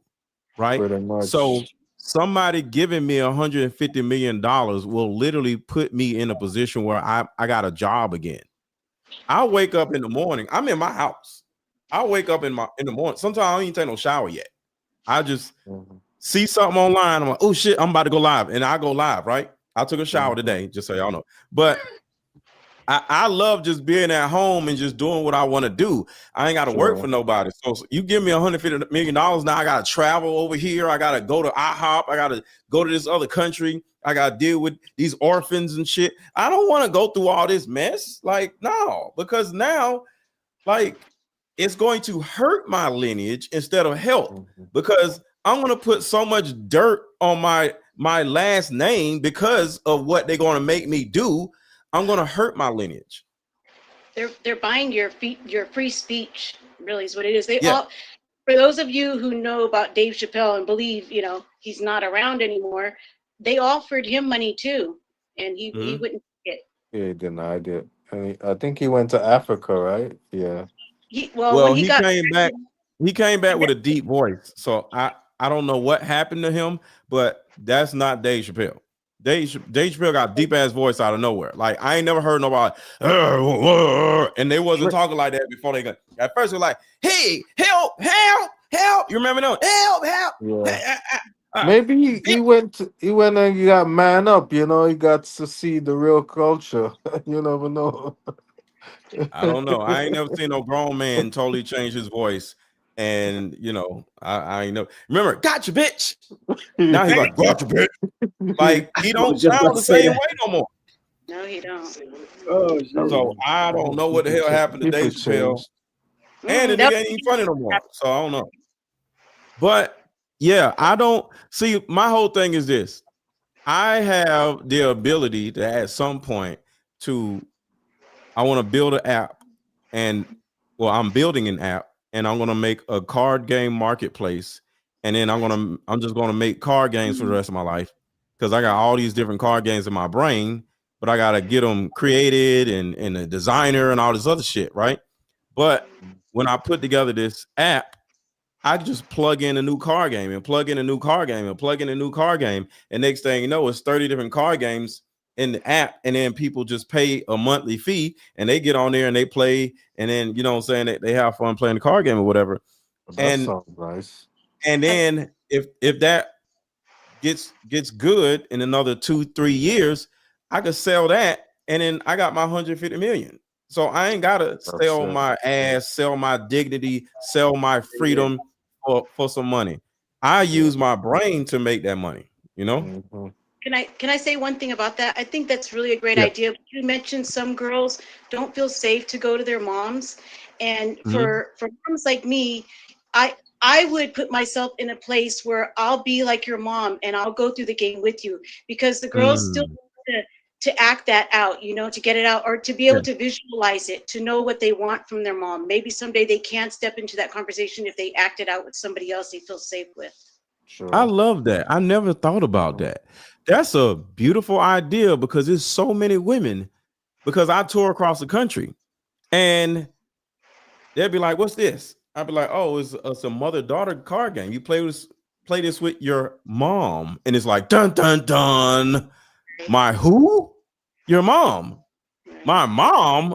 Yeah, what's wrong with that? I'm not playing no game with my mom. Why? Because she'll slap me in the mouth, or she'll cuss me out. The healing for them comes when they hear themselves to speak the words that they haven't been able to speak for their mom. It's not necessarily what they need to hear from their mom. The healing comes when they can speak it, in a safe space. Yeah. I totally agree. I don't speak to my mother, and I tried, I'm 35. I tried for so long. But some moms aren't meant to be moms. Right. And Well, that that can I trauma give and you, that hurt is still here, even though I know she's never going to be able to heal it. can I give you something to think about? Mm-hmm. Because this is what's crazy. I'm gonna put myself in a big screen so you can actually see it. Okay. So, but I'm talking to you, Cassandra. This card game, and this is not an advertisement. I'm just letting you know because I thought about all those different things because I coach women, so I have an idea of what women go through. That's why I made it in the two different card games. I mean, two different decks, right?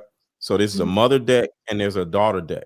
So if you wanted to buy it and play it, all you had to do is go to your mom and say, "Mom, do you want to play this card game with me?" "No, I want to play a card game." Okay, cool. Here you go, and just hand it to her. Or if y'all live in two different states, you could just send her card deck in the mail and say, "Hey, Mom, I just sent you something." And she's nosy, so she's gonna open it up and she's gonna be like, "What's this?"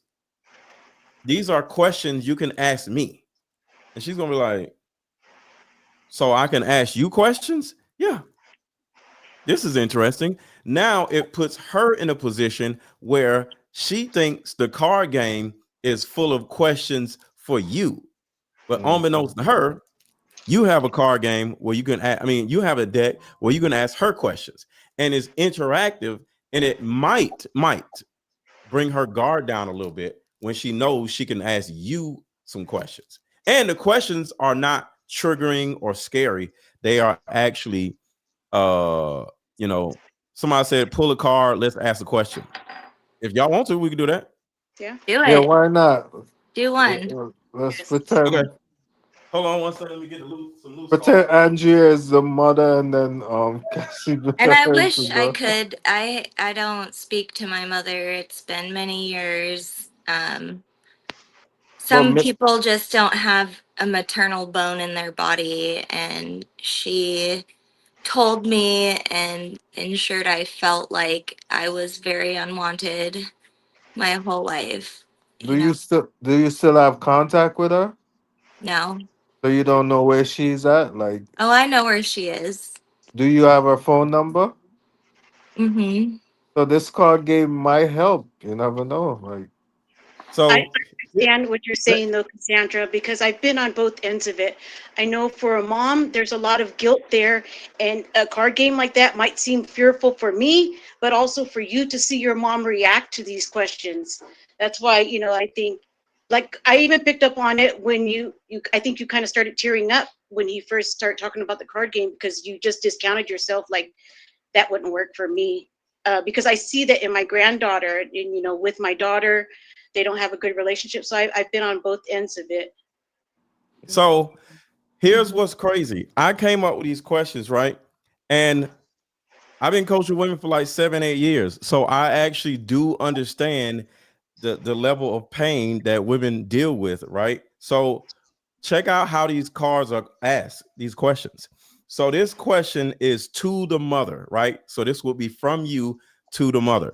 And Andrea, you can act like the mother if you want to. Okay, so if you can change anything involving raising me, what would it be? So that's one question. You want to answer it? I do. Yeah. Okay, go ahead. Because I think this a lot for my kids.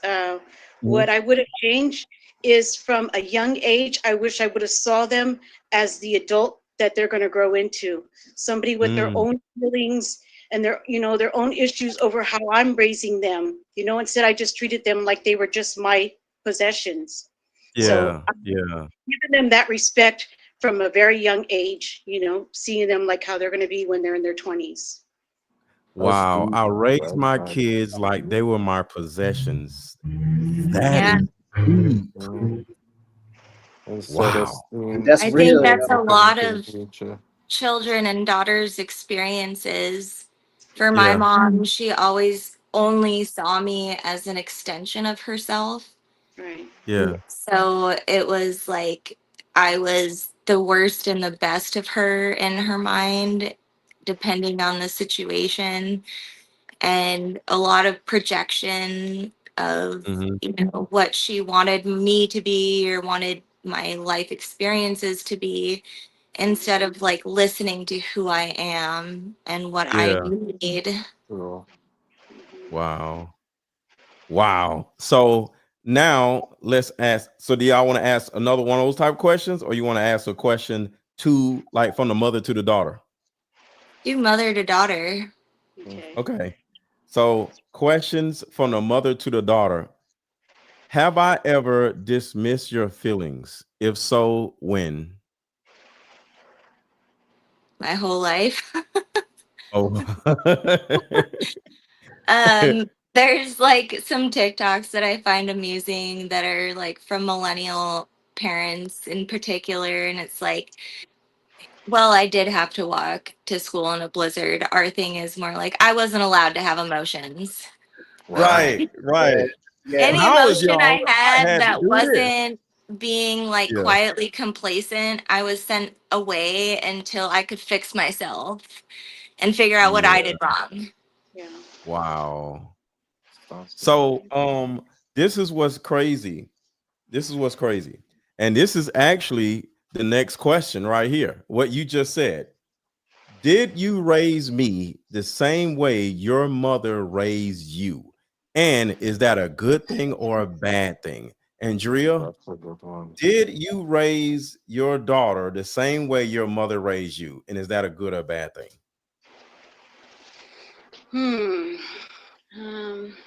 I have adult children, and then Mm-hmm. I have a 13-year-old. Uh-huh. So I can answer them both ways. For my kids, no, I didn't raise them how my mother raised me.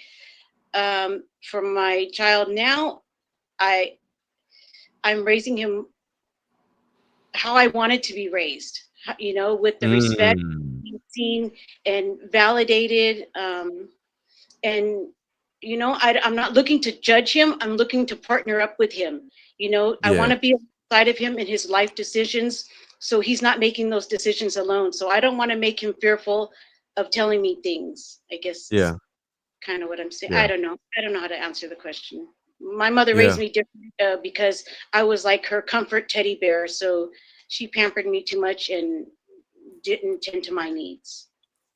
So another thing about these cards, there's something on the back that says describe the emotion you're feeling. Angry. So Cassandra, if you want to, you don't have to, but describe the emotion you may be feeling right now.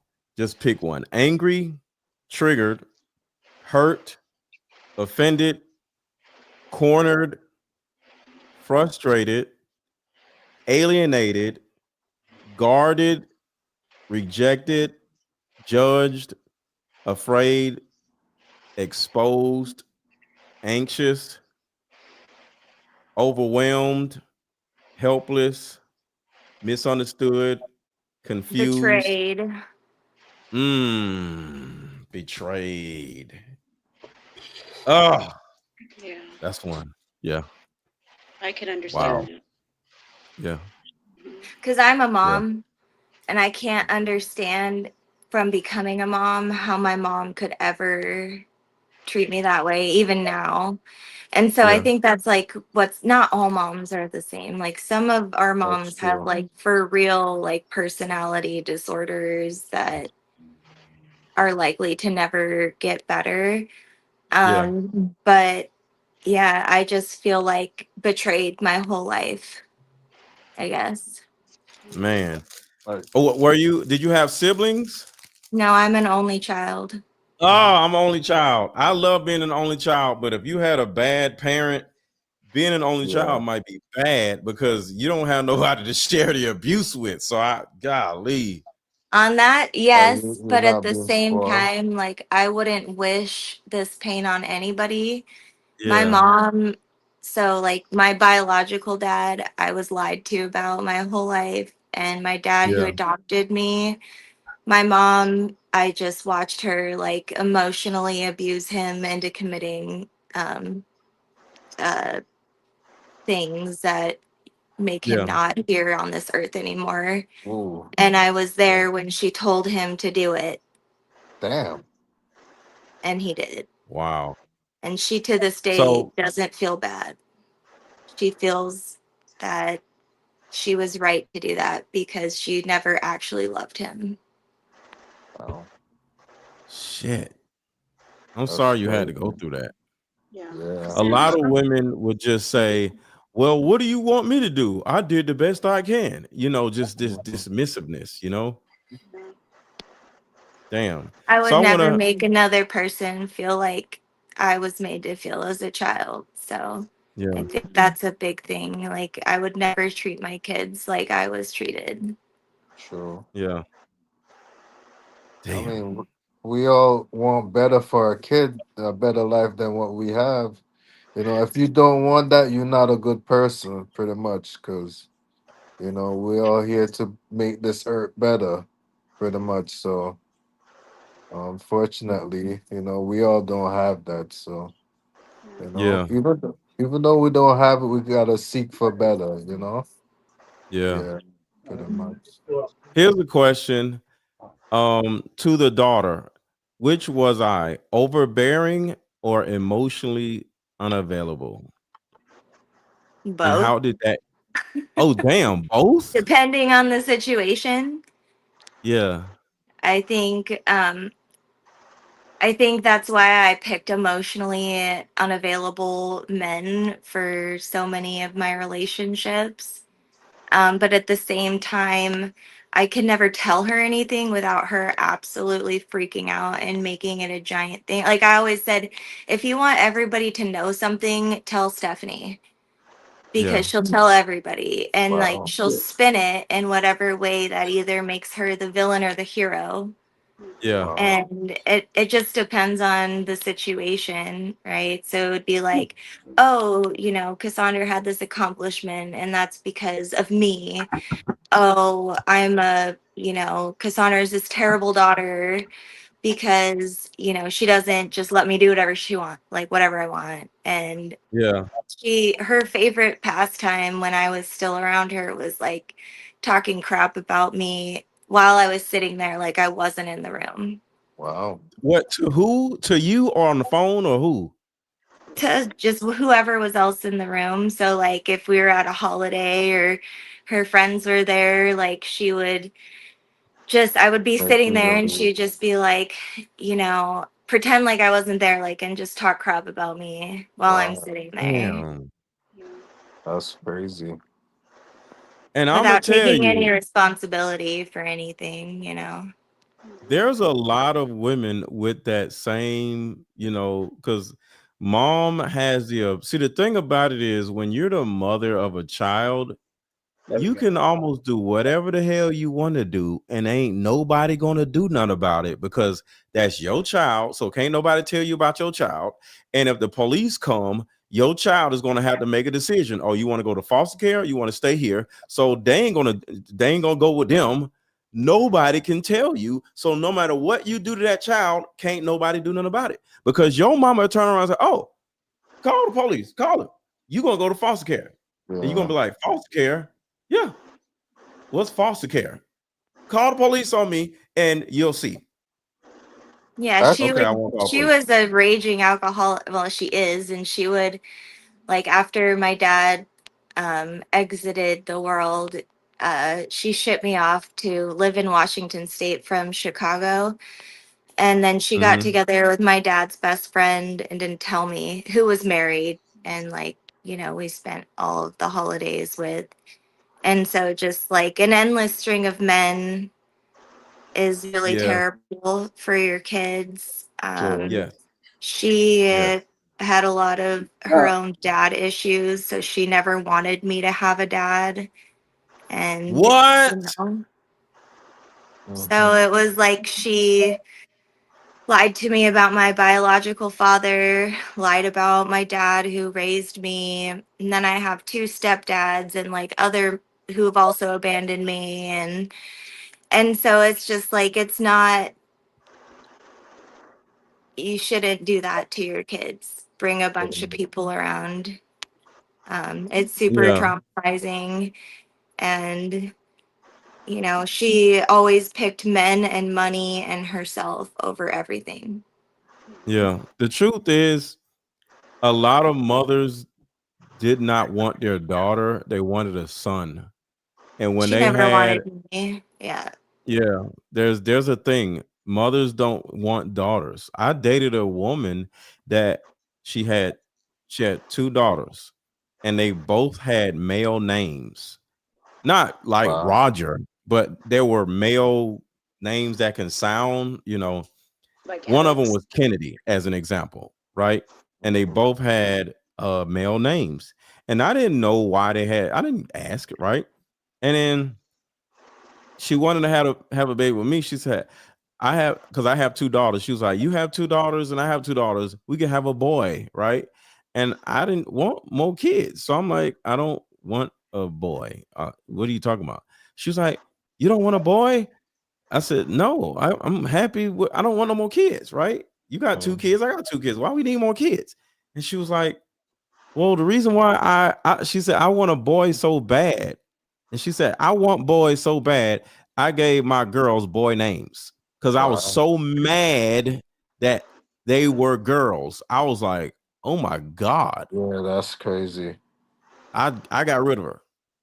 Yeah. To be hated by your own mother and resented and to have her so jealous of everything that you might even do is so painful because no matter what, you're biologically wired to want your mom. Yes. And love her.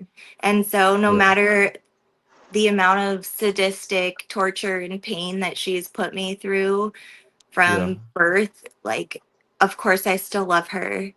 And so it breaks my heart every single day because I know that she makes me sick. Yeah. And I wish it was different. And I spent so many years wishing and hoping and praying that she would actually decide to be a mom someday. But all she cares about is hurting me. So you think most of it caused by the alcohol and stuff like that? Like, a lot of it, but she's also got a lot of other issues. I mean, she would like wake me up in the middle of the night and tell me to pack my stuff and how much she hated me. wow. She had a bunch Damn. of terminations, and I'm the only one she kept out of like 6 or 7. Oh my And God. so she would tell me how much she hated me and how she wished she had, terminated the situation. Damn. And then she'd make me pack up my bags in the middle of the night and she would tell me I was going to boot camp or whatever camp. And she would send me to like crazy outdoor, like those Paris Hilton type camps. I went to those. Yeah. And so she'd make me pack up all my stuff. You're going to boot camp, you're going to wherever I was going, for that night. And then I would get in the car and she would be like, all right, I'm going to give you one more chance. You ain't even do nothing. I know, I was You ain't asleep. do nothing I wrong. was What do you mean asleep. give you one more chance? I ain't do nothing. But that's just how Golly. she is. And it's, I think she needs some counseling, No, I tried it's therapy with her over so for many her. times. Yeah. It's over for her. Cause Sandra, I just want to say this. One, none of this is your fault. And two, this is something that you probably never heard before, but you do know you can go get another mother, right? It's a thing. Like, let me tell you something. And this might sound crazy, but I tell women to just go exchange mothers. If you have a best friend that has an amazing mother, go to her mother and say, will you be my mother too? And she'll say, sure. Like, I took one of my ex-girlfriend's mothers, and she's my mother because my mother passed away years ago. So I went and found another mother. And if it wasn't so late, I'll call her right now. But it's too late. I don't want to call her. She's my mother. So you can literally just go get an ex-boyfriend's mother or your friend's mother and just go to her and be like, hey, this might sound crazy, but I need you to be my mother. And if you start calling her mom, your brain will rewire itself to think that's your mom. True. Because my And mother you're wasn't there for me too when I was younger. Like, she had to Mhm. make a better life for me. She was working hard, you know what I'm saying, to provide for me. So I grew up with kind of like my auntie. So she was kind of more like a mother to me. But still, my See? mother loved me Yeah. dearly. But my auntie, I respect more as a mother than my own Yeah. mother. So, yeah. Yeah, I always wanted my Does that aunt make to be my sense? mom, but my mom won't let anybody in my family talk to me. I was about to say that So, it can't be yeah. somebody in your family But because your mother also, has control over them. her and my ex-husband, who was extremely abusive, like, they're basically the same person, but like when I tried to come out and express myself, they forced me into a psych ward and took my son away. Oh my God. Where's your son And now? well, he was gone. I fought like hell, and I have him back. Okay, I'm so he's good. custodial parent, and I always have been. Congratulations. But Yeah. they have told everybody I'm a crazy, lying drug addict, alcoholic, incapable Yeah. mother. And then they convinced my best friends in the entire world to help them take my son away by writing court declarations against me while they had me in the psych ward. Wow. So I Golly. love that, but they've made me lose everybody. Yeah. Like, I have me, I have my husband and my 4 boys, and That's nice. that's Yeah. it. Okay, So, so you married, so Yeah, that doesn't take mhm. away that want and for the love for your mom, of course. that's But what true. about your husband's mother or your husband's aunt? No. Okay. Joanna, our I own mother wish love. that, and I think this is something that we don't talk about, is that white families in particular are extremely toxic and nothing is ever allowed to be talked about. And it's Mm. not the same as like, oh, you can go here to your auntie or uncles and like play with your Yeah. cousins. It's like, no, I am going to isolate you from everybody in the world and control every single relationship between you and anybody else that you've ever had. Wow. Damn. I thought you was Spanish. I didn't know you was Caucasian. Sorry. Uh, I'm I'm a quarter native, and I'm Okay. Sicilian, Italian, and Okay. Croatian, Irish, and Yeah. English. So yeah. Okay. Okay. Okay. I It's I interesting about that, Mr. Let Go. huh? I say, what's interesting about that? What you just Uh-huh. like, said to her about going and get another mother. Mm-hmm. Uh, okay, so for one, like you said, like that's a real thing. Like I know about that. People doing that also, but it's like Yeah. it's a double-sided coin because, like you said about once you start calling them mom or you start referring to them as mom, it starts to Mm-hmm. rewire your brain, right? The Yes. reason why I say double-sided coin is because I just try to use, for example, Miss Farthing, what you were saying about how your mom did you with your dad and all these other men. You know what I'm saying? Like I've seen that, I've observed that too in real life. Like that same thing. Like you can go get another mom, like that rewires your brain. Like people on the negative side, people also use that to get over on people. I've noticed that also. Yeah, other women have called me daughter and betrayed me deeply. So my Oh, heart is really? so guarded that it's like Damn. So you I was can just right. give Damn. up, you know? Like, and Like I like hate to say that, but that's where I've been for so long, is like Yeah. everybody in my life has abandoned me or betrayed me, and I have so many like issues from that, and it has Yeah. affected every other relationship and aspect of Yeah. my life. And so at a certain point I've just felt like, okay, I just got to stay in my house and not talk to people because it's too much. But that's Yeah. so sad because in this world too, like with this Charlie Kirk situation was the Yeah. first time I ever made a social media video. And as soon as I said political assassinations are wrong, I was called a white supremacist. Wow. I was called uh, um, Don't say it. you Don't know, say it. I'm not gonna, Don't say but it. um, Damn. you know, a word that is associated with Germans in World War Yeah. II. Okay, I got you. And, The you know, it's like we just live in such a broken world while we're all just so quick to judge each other. And the attention span of these younger generations are like, they don't even know Yeah. how to listen to comprehend. It's just like they True. listen to react and That's attack. true. Yep. I have a question. One from the card game. This is to the mother, and just let me know what you think your mother say. What was going on in your life when you first found out you were pregnant with me? What do you think was happening in her life that made her feel? Because the thing about it is, Cassandra, you said it earlier. There's a self thing because she looks at you as a little her or something, right? And she may want to, get rid of herself.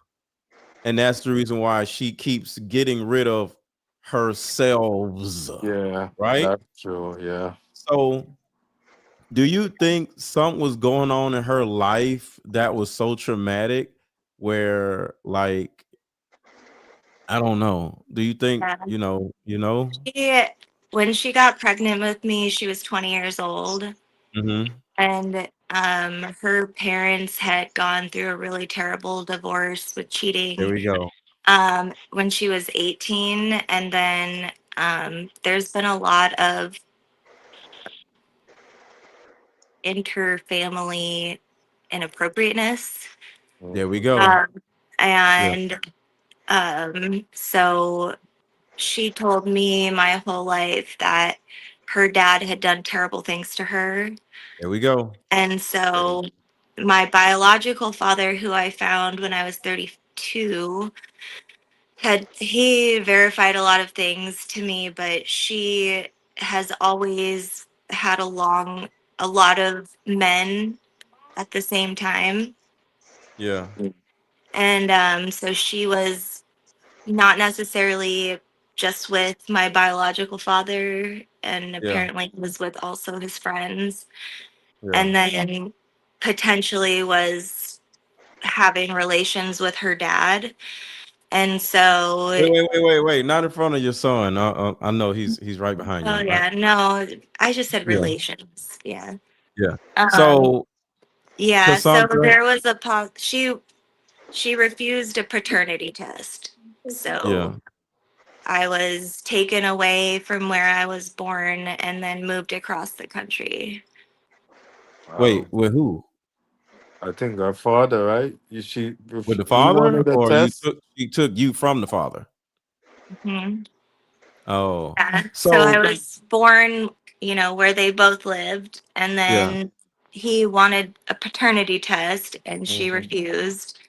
yeah, And Wow. so, he's Native American and there's a whole other set of issues on, that side of the yeah, family. But she moved me away, like at first across the mountains in Washington State, which, it's a pretty long distance. And then yeah, from here, she married my dad, who adopted me within like, they got engaged within 5 days and married 5 weeks later. And then we moved to Chicago within like 7 weeks of them knowing each other.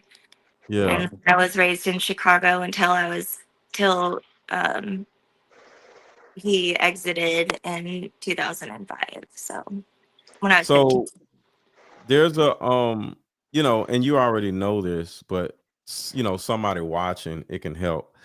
Sometimes our mothers, like your mother, went through so many traumatic things where they hate themselves, and they're like, damn, I don't even want to do this. Now I gotta raise a child too, and it's just like, I don't have time for. I don't have the emotional capacity to deal with a baby or a child, and you're just a little girl just running around, making noises, singing, dancing around or whatever. And she's just like, man, what did I do?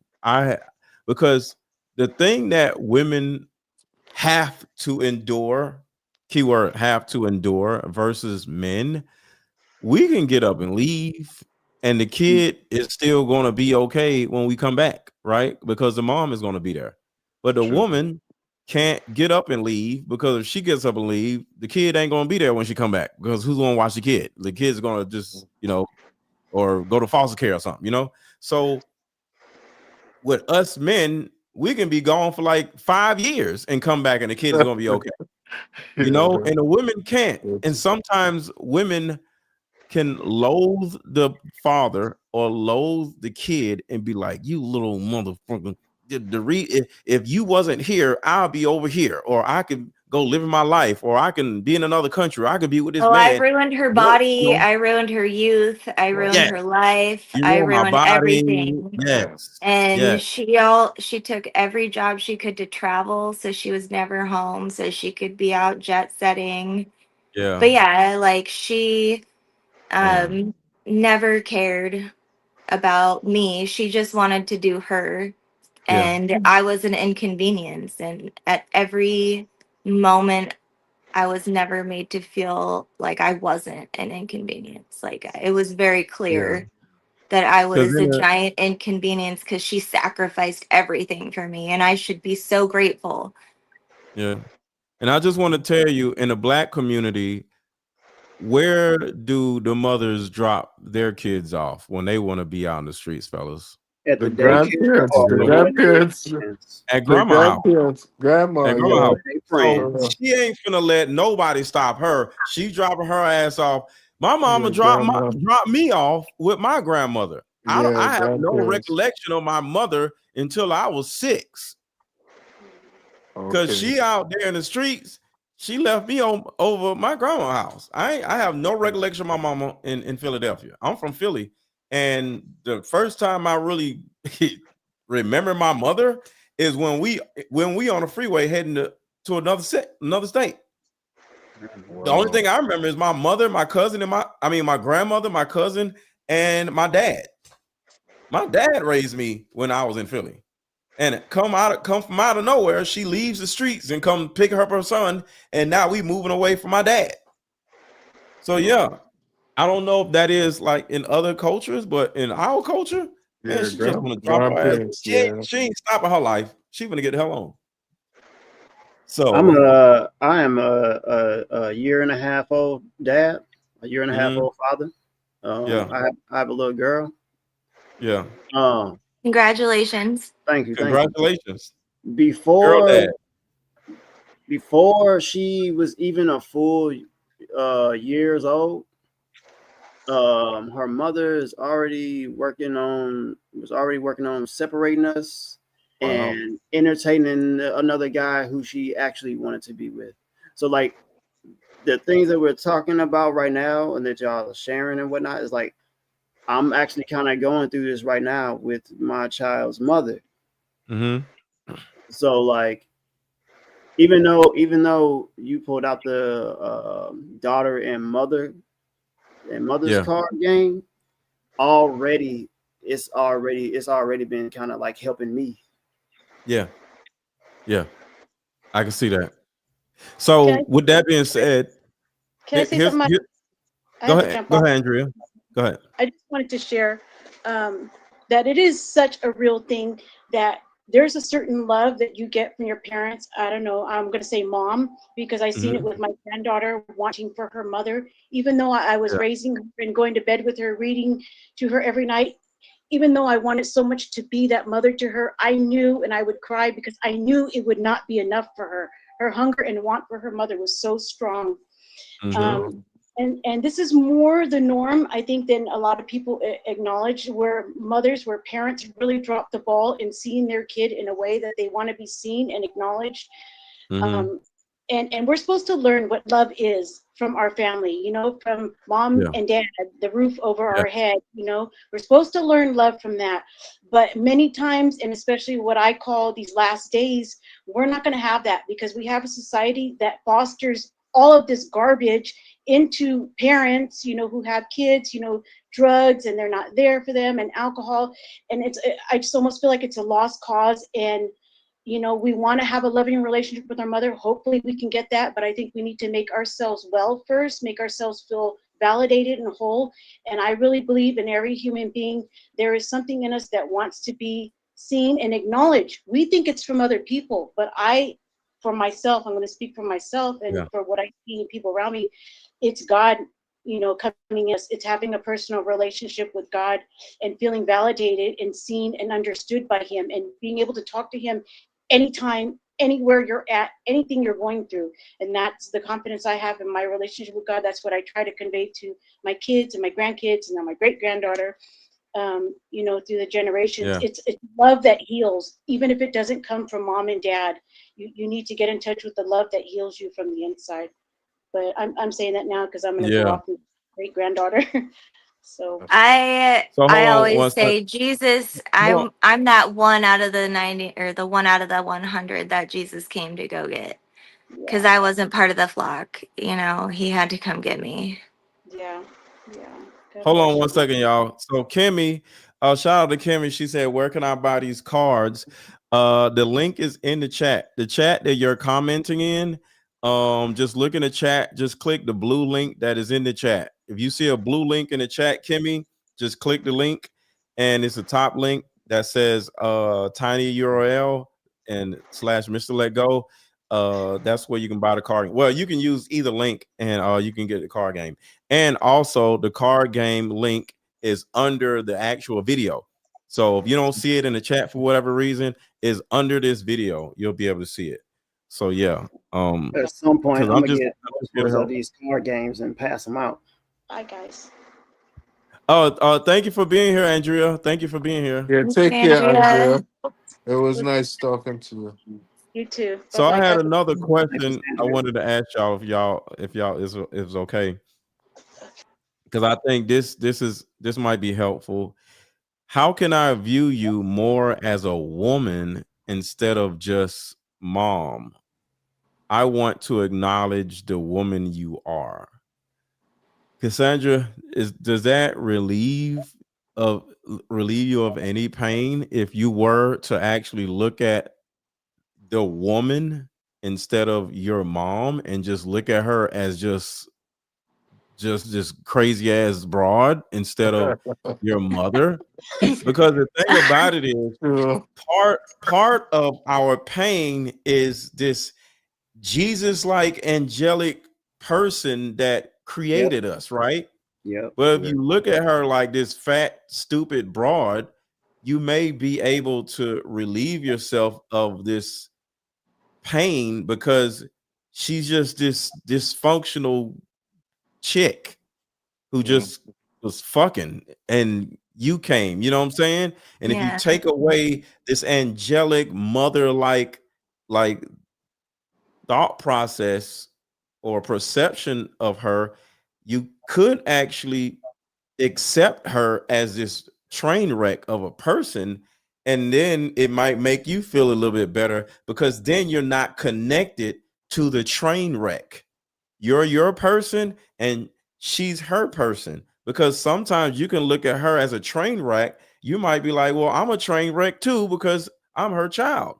But if you release yourself from the train wreck and say, no, I don't know who this broad is, it might help. I don't know. What do you think?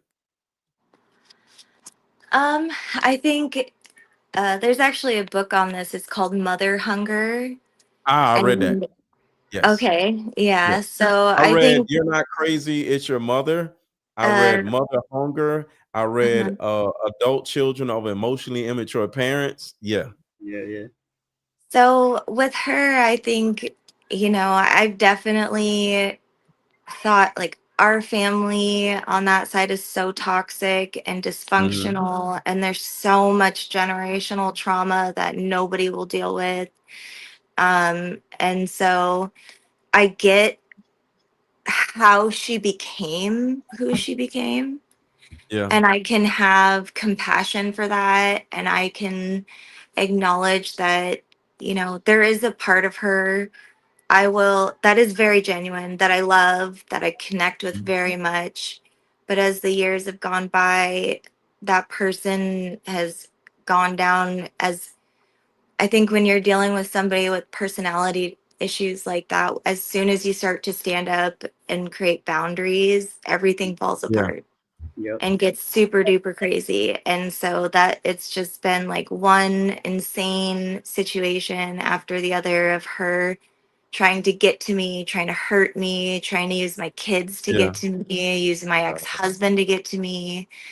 And so it's an ongoing trauma because all my family lives in town, and I, you Yeah. know, pray I don't run into them, but it's a reality. And it's also super painful knowing I have a whole family here and I can't talk to any of them. Oh,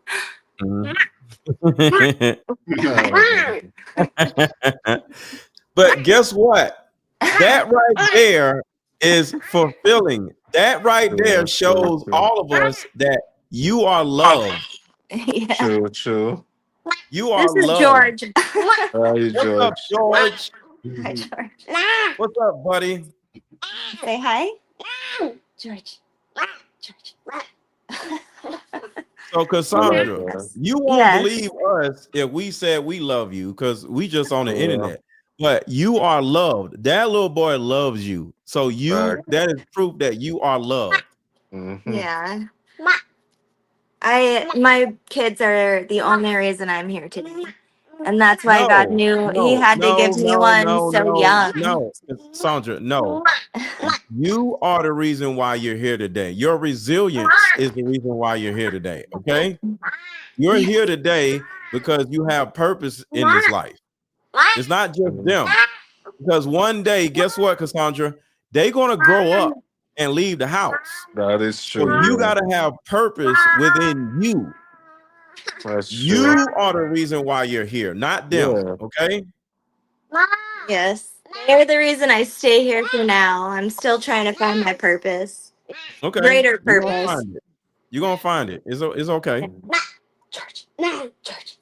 But doesn't it feel good when your kid comes up and give you a hug? I love you too. Yes, it's literally There the you best go. feeling in the entire world. Yes. I have Yes. the best kids in the entire world, and I'm Yes. so lucky. Being Yes. a mom is like, I always knew I wanted to be a mom. Yes. And out of anything in life, like I am super ambitious, you know, I have a Yeah. career and all of that.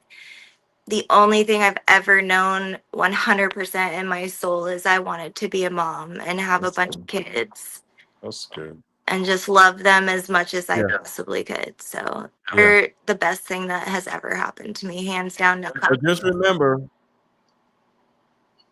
just remember they're boys, right? So don't put yourself in a position where you overlove them, you're overly scared for them. Let them go outside, let them climb trees, Oh, let them they're do boy dumb boys. shit.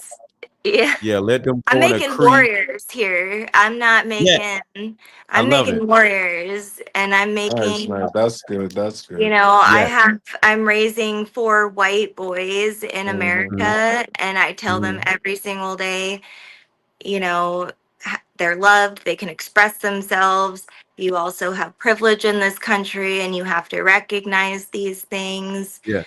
And so we can acknowledge and help other people and not be trapped in these, you know, I Yeah. guess societal trappings that we get caught in. But I think being an only child girl, raising 4 specifically white boys in America, that's a huge responsibility because I need them to be good men. Yeah.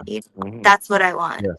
And the was good is to the, raise good men. the good thing is too, they have their father there. So both parents, that's a blessing to raise kids. Mhm. You know, because they Yeah. need both to be good people in you know, in the world. So Yeah. you know, I Yeah. respect you guys for that.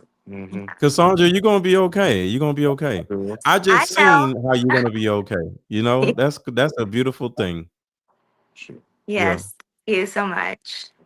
Yeah. Thank you for having And me on here. I was very scared to come on here.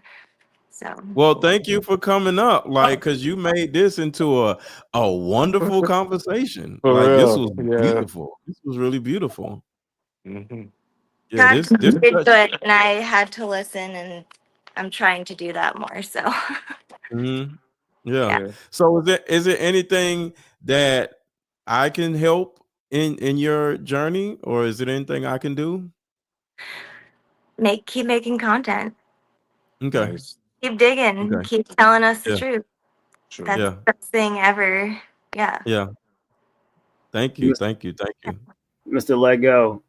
Yes, sir. Your last couple of videos, I missed them live, but I was there. I watched afterwards. But there's a point where you asked the chat, who would they like to see you Collaborate with. Yeah. collaborate with?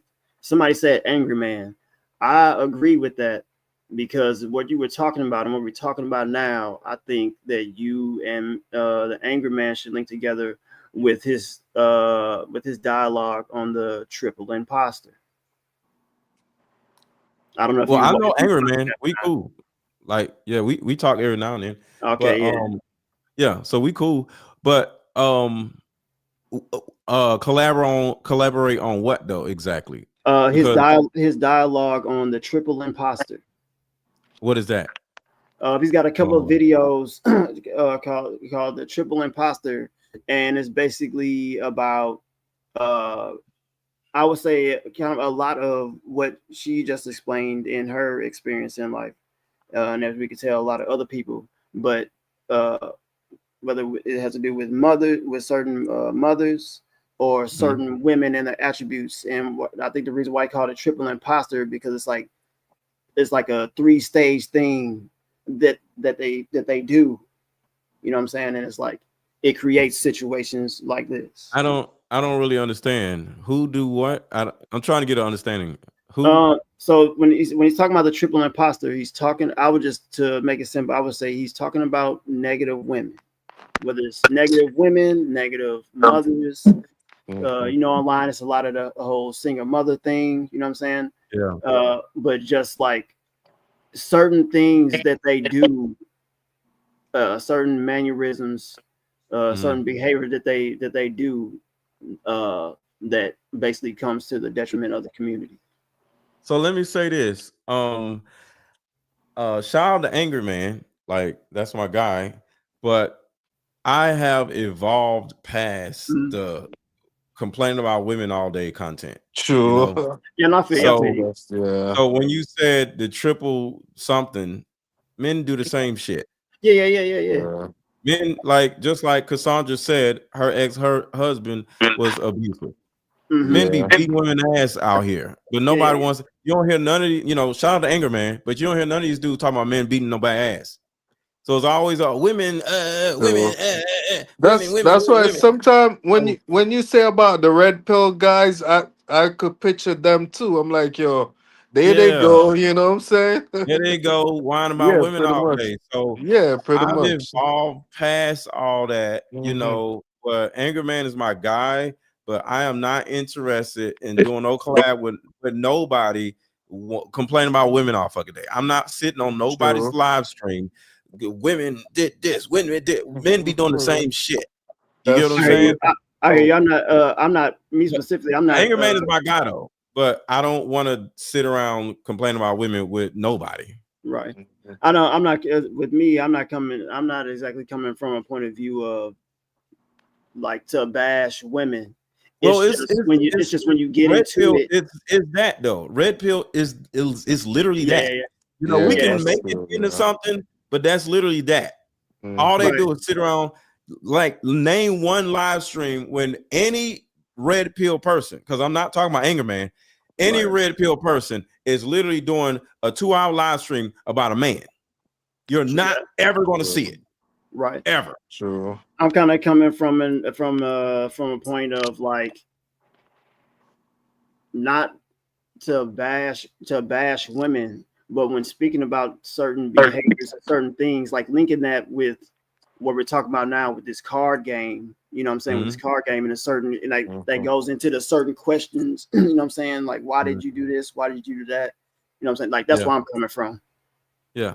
But you see how, like, with this conversation, right?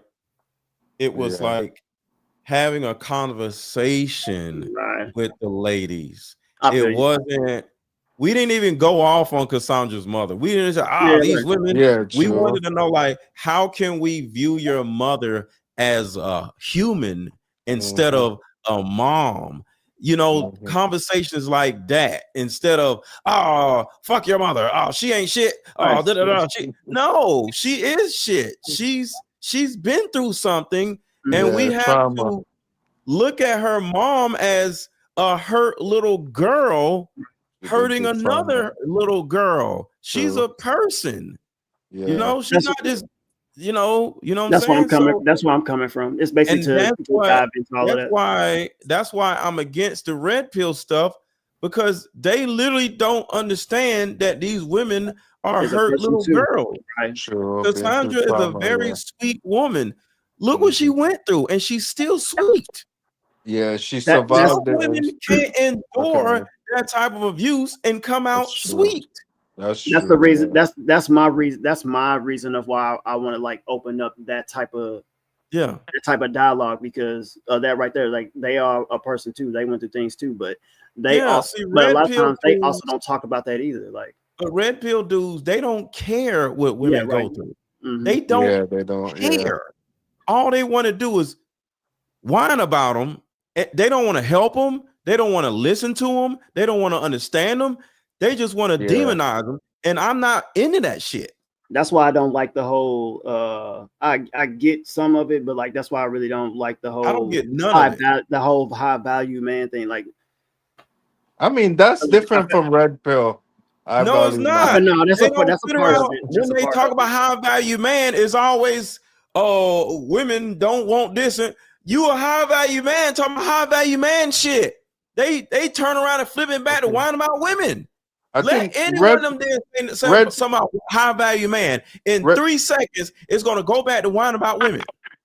I think red pill is mostly like towards alpha type, you know, like instead of high value. You know what I'm saying? Same thing. And Cassandra, I don't want to just alienate you in this. Do you know about this type of content? Not in particular. It's probably not part of my algorithm, but good. Good. I want to say, I think we as a society need to start seeing each other as human beings, not as bad men or bad women or bad people in a certain category, because we can all be crazy and we've all gone through a bunch of trauma. And I think being able to talk about it and understand each other and humanize, like, okay, hurt people do hurt people, and hurt people heal people. And so you have to have your discernment of, are you going, what is your line? What's your boundary of, this is more than, anybody should handle, versus this is, we are broken people in a broken world trying to figure this out together. So there's a line there, right? There's we have to have the understanding that literally nobody is perfect, and we all do crappy things, and we hurt each other, but we all also have a loving side. And I do believe that there's no baby that comes into this world full of hate. Right. Learn. The parents, the childhood trauma is what causes it. You know what I'm saying? And I'm here because, like I said before, I'm here to advocate for that kid that can't speak out for themselves, that is presently dealing with that mother or that father, just So I understand. But I think a lot of women that I know aren't able also to take accountability for themselves. And anytime there's any sort of, like, I'm a constructive criticism person. Like, if you tell me something is up and you do it in a respectful way, like, I'm all about you know, changing what I need to change to like not be a jerk. You Mm-hmm. know, most people aren't even able to say, yeah, I can be a freaking asshole sometimes. And I psychotic sometimes too. And I have these triggers and here's where they come from. And I'm going to break this cycle with my children. Instead, we're like, Yeah. you're the bad one. You're the bad one. You're worse. Worse. It's like, no, we're all Yeah. fucked up. We're all fucked up. That's We're pretty much all what messed up. I agree. that's pretty I much what I agree. meant where I'm coming from. So basically, like dialogue can get to the point to where these things like can actually be like when I'm saying that about whether I mentioned anger management is that about women, not to bash women, but get to the point to where we are having this dialogue and having this conversation, and they can and whether it's men or women, they can speak on that about themselves from themselves without doing what she just said. Mm-hmm. Yeah. I've been coaching women for like 7-8 years, right? So I've heard the stories of a woman getting her teeth knocked out. I've heard the stories. I've heard three different stories of women being set on fire. Shoot, that's crazy. I have 3 ex-girlfriends who got beat after I left them alone. Because you know how you got an ex-girlfriend, you kind of check on them. Hey, happy birthday, something like that. Next thing you know, you start talking to them. How you been doing? And next thing you know, you hear stories of what some other guy did. And you like, what the hell is going on? So I see the other side. So I'm never going to be sitting around, oh, these modern women, da da da da. Yeah, I see it too. And I talk a little shit about it also, but I do talk about modern men too. You know, and you know, whether white or black, we all have a lot of issues, you know, just like with Charlie Kirk, you know, he got murked by men, you know what I'm Potentially saying? involving So his own wife. Yeah. yeah, so it's like men did that. You know, we can't sit around and just say women be doing everything, you know? So, because No, like Cassandra said, we all fucked up. That's it. Yeah. Yeah. I think it's So, being able to acknowledge our own brokenness first. And I yeah. think that's what creates a safe place in order to have those conversations. And I don't think that we have those conversations enough in our society because Yeah. I do think that you know, growing up in Chicago in the 90s and early 2000s, like kind of bring back punch in the face culture. Like you want to talk a bunch of crap behind a keyboard, say that to my face and see what Yeah. happens. And Yeah. so we are getting further and further into this and divided more and more. And it's, you know, we all have to acknowledge that we are the problem too.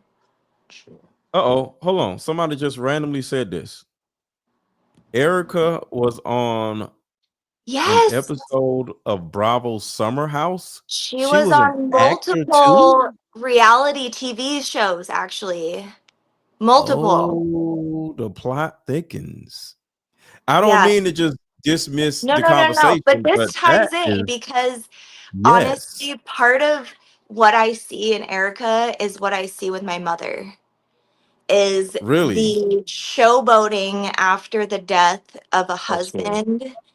Yeah. And to me, like it reminds me so much of how my mother was like, you literally made this happen and now you want to play the victim, but then behind closed doors, like you can turn it on and off like a switch. And it's not Yeah. real. You don't actually care. You just want other people to care about you. And so what Right. I see with Erica is she's like she's being a Pharisee basically. Jesus Yeah. was like, you shouldn't just be like out in the streets praying loudly so everybody can hear you. You walk out on stage with shooting lights up and fireworks and you're like, oh, I'm praying Harper's. to God. And it's like, no, Jesus says you do that in private. Yes. You don't make a show of it. because making a Yes. show of it makes it not real. Right. Right. And then you're spouting all of these moral superiority type things while you're not living that or being truthful to that. Facts. So I totally see agree. that with her is like she cares more about her image. Like The you care image. more about getting your hair bleached than being with your toddlers who just lost their father. You care more about getting your nails done and getting your makeup done than caring about what your kids are going through. And that's my thing. It's Yeah. like there's nothing wrong with taking care of yourself. Of course, take care of yourself. But I'm in these situations, it's bizarre. What do you Like mean nobody And I just expects want you to to say be in a this. beauty pageant right now. what do you mean take the time to grieve, right? Like, Yeah, like Yeah. okay, so okay. he believed in Shabbat. Why don't you sit Shiva for 7 days? But there is no, see, the thing about it is, and this is and I said this in another live stream, a lot of women, you know, just like you said about your mother, a lot of women don't care about men, they don't care about their kids. They have an objective. I want a boy, I want a girl, I want a baby. And they have a baby, they don't care about the man. She got her baby. And it's millions of women who feel like that. They never Yeah, cared about the man. They got their baby. Because the thing about Charlie Kirk is, just like on the Truman Show, in the Truman Show, the woman wanted a baby really bad. And Truman was like, why do you want to have a baby so bad? Like, because it was the goal for her handler to get pregnant by Truman so they can kill Truman off like Charlie Kirk and start the show all over again with the with kid, this right? little baby. Because Yeah. guess what? That is what happened to Truman's father. Truman started acting a fool and started, oh my God, what's wrong? This is fake. And they killed them off. And they got him out of the way, and he was raised by the show. And it was 25 years of a profitable show. And here come Truman acting a goddamn fool, but they like, wait, we got to get her pregnant before Truman started acting a fool. Because, so in other words, Erica Kirk probably didn't give a shit about Charlie Kirk. She got her son. He can get the hell up out of here now. Did you see how fast they got married? Yeah. They got And they engaged had April kids. 17th and then married like May 8th. And You had a see what baby. I'm saying? How do you have that big of a production in less than a month? Right. It's a setup. Her job was just like the Truman Show. Get pregnant as soon as possible so we can start this whole thing off, just in case Charlie Kirk start acting stupid. The day Charlie Kirk acting stupid, we're gonna get rid of his ass, and we're gonna start this whole thing off with baby Charlie Kirk. Same thing about the Truman Show. But y'all, it's getting late. Yes, it is. This was amazing. This made my day right here. I just want y'all to know the brothers and Andrea and Cassandra. So I just want to let y'all know, thank y'all. This made my whole day. And yeah, this was a great addition to my day. This was great. So thank y'all for being up here, because guys, y'all were so knowledgeable, you know what I'm saying? And Cassandra, thank you so much for being vulnerable. And shout out to Andrea for, you know, coming in and being that mother figure, you know what I'm saying? So I really appreciate y'all. For her input. Yeah, Tanya. she was really dope. Yeah, she helped. Guys, you made my Oh, day and too. Tanya. Yeah, shout out to Tanya. Yeah. You guys Yeah. made my day too. You made me feel a little bit less alone in this world. So I appreciate that. Oh, thank you. And y'all are welcome back, you know what I'm saying, at any time, because I always be doing 3 hour live streams or whatever. People think I'm crazy being on here so long, but I love this, you know what I'm saying? I love hanging out with the people that like hanging out with me, you know? So yeah, this was dope. So y'all are always welcome. Any other live stream y'all be like, yo, bring me up. I'll bring y'all up. You know what I'm saying? Nice. Thanks for that. Thank you so much. I hope you guys all have a good night. All right, thanks all y'all. Thanks, Mr. Lego. All right, y'all. Y'all have a good night. All right. Bless up. God bless, Mr. All right. Lego. Thank you. All right, be well, brother. All right, y'all. Y'all, that was so beautiful. That was so freaking beautiful. Like, shout out to all of them. Like, that is the reason why I do what I do. That just made my whole day. So y'all put some hearts in the chat for Cassandra. Like, let's give her our love, because I think like she's a really lovable person. You know what I'm saying? So everybody drop hearts in the chat for Cassandra. She's a really beautiful soul. And to the other ladies who came up, and to the guys who came up also. So yeah. And thank y'all for hanging out with me, because it's 11 o'clock at night. So thank y'all for hanging out with me. I think I've been on live for like 3 hours. You know what I'm saying? So and y'all are the reasons why I do these long live streams. Sometimes I'll do a short video, and then the video will go off, and people are like, what happened? Because people are so used to just being on here for like 2-3 hours. So thank y'all so much for being here. And yeah, you know, y'all are here with me, you know, fighting this fight. You know what I'm saying? Kimmy, what's up, Kimmy? Did you buy the card game yet, Kimmy? You said you were gonna buy the card game. The link is in the chat. You was asking me about a link, Kimmy. Where you at, Kimmy? Did you get the card game? But thank y'all for being here. And you know, if y'all want to support the channel, make sure to buy the card game or Cash App. Cash App is scrolling across the bottom of the screen.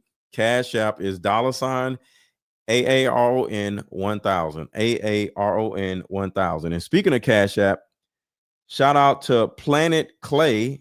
Thank you so much, Planet Clay Dough for the Cash App. Thank you so much. And to the people, oh wow, I got a bunch of people buying card games. To all the people that bought card games, I ain't even see it. Like, damn. Thank y'all for buying card games. Y'all bought a whole bunch of them. Thank y'all so much. I appreciate y'all. But I will see y'all tomorrow. But before y'all leave, make sure to hit that thumbs up button and comment in the actual comments when the video is over. Come back and watch the video a little bit and comment some stuff under the comments so you get these comments popping. You know what I'm saying? But hit the thumbs up button if you haven't already. And I'll see y'all tomorrow. We are the same. You'll see when we play this game. What is something that you always wanted from your mother? Time, acknowledgement, and apology? What if I told you that all of your answers are in this card game? What was the biggest thing missing in your life growing up? I would say I feel like you prioritized work over me a lot. My favorite question was, if you could parent me all over again, what would you change? This card game actually helped my marriage, and the questions showed me that I still had unresolved issues with my mom, and I was taking them out on my husband. This card game has a mother deck and a daughter deck, so we both have questions for each other. These are some good questions. If you don't do anything else, buy this card game. You won't regret it. Click the link below. Like no the lights are, we are the same. You'll see when we play this game.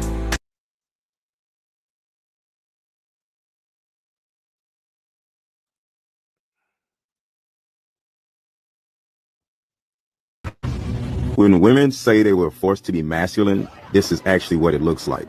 It's not masculinity, it's fear. At some early point in a woman's life, her heart was stolen from her. And now she's walking the earth as this misinterpreted, angry person, where all they actually want is for somebody to guide them, to see them, to understand them, to be patient with them. Your mother is the one that took your heart from you. The day you forgive her and the day you forgive yourself is the day you become this to us, to the world, to your children. We just want to love you, but it's up to you to allow yourself to receive it.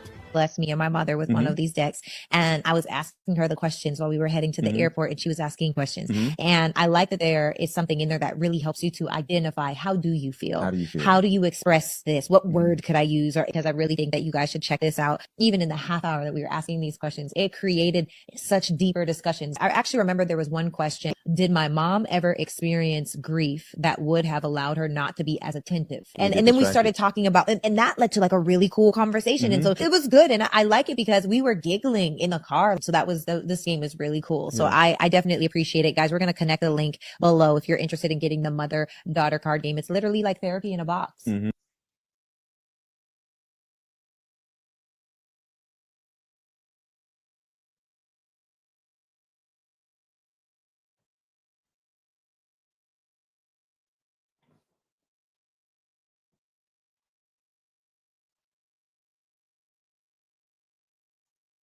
How about we meet up at a coffee shop and play this fun dating card game? We'll have fun and see if we're compatible all at the same time. Ooh, what's the name of the game? It's called Deeper Discussions. I'm down. Okay, meet you at 6. Deeper Discussions Dating Edition. Again, these cards are good for vetting a potential boyfriend, a potential girlfriend, a potential husband, a potential wife. Actually, these cards are so soft and silky, by the way. Like they ain't gonna get really wore out. durable. A dating card game for introverts who have a hard time asking the much needed compatibility questions. Deeper Discussions, the card game.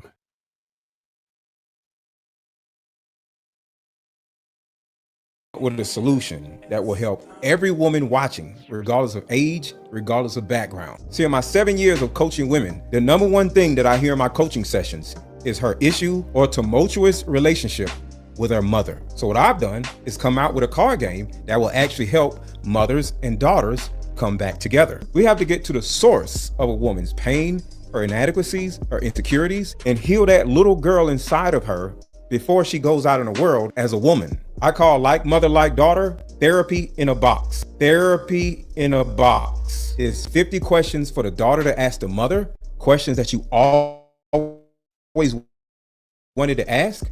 And it's also 50 questions for the mother to ask the daughter. But when you the questions that you always wanted to ask to your mother, without her getting upset, without her pulling rank on you, the lines of communication are now open. When women are finally able to forgive their mother, relationships outside of the household would then blossom. Because for most women, there's a hurt little girl inside of her that never had an opportunity to be seen or heard. But all that stops when you buy my new Like Mother, Like Daughter card game.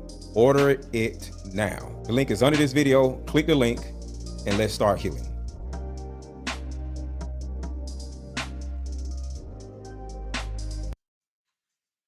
Men, because you're not recognizing the order of things of how it works for a woman. A woman, something happens, some offense happens, right?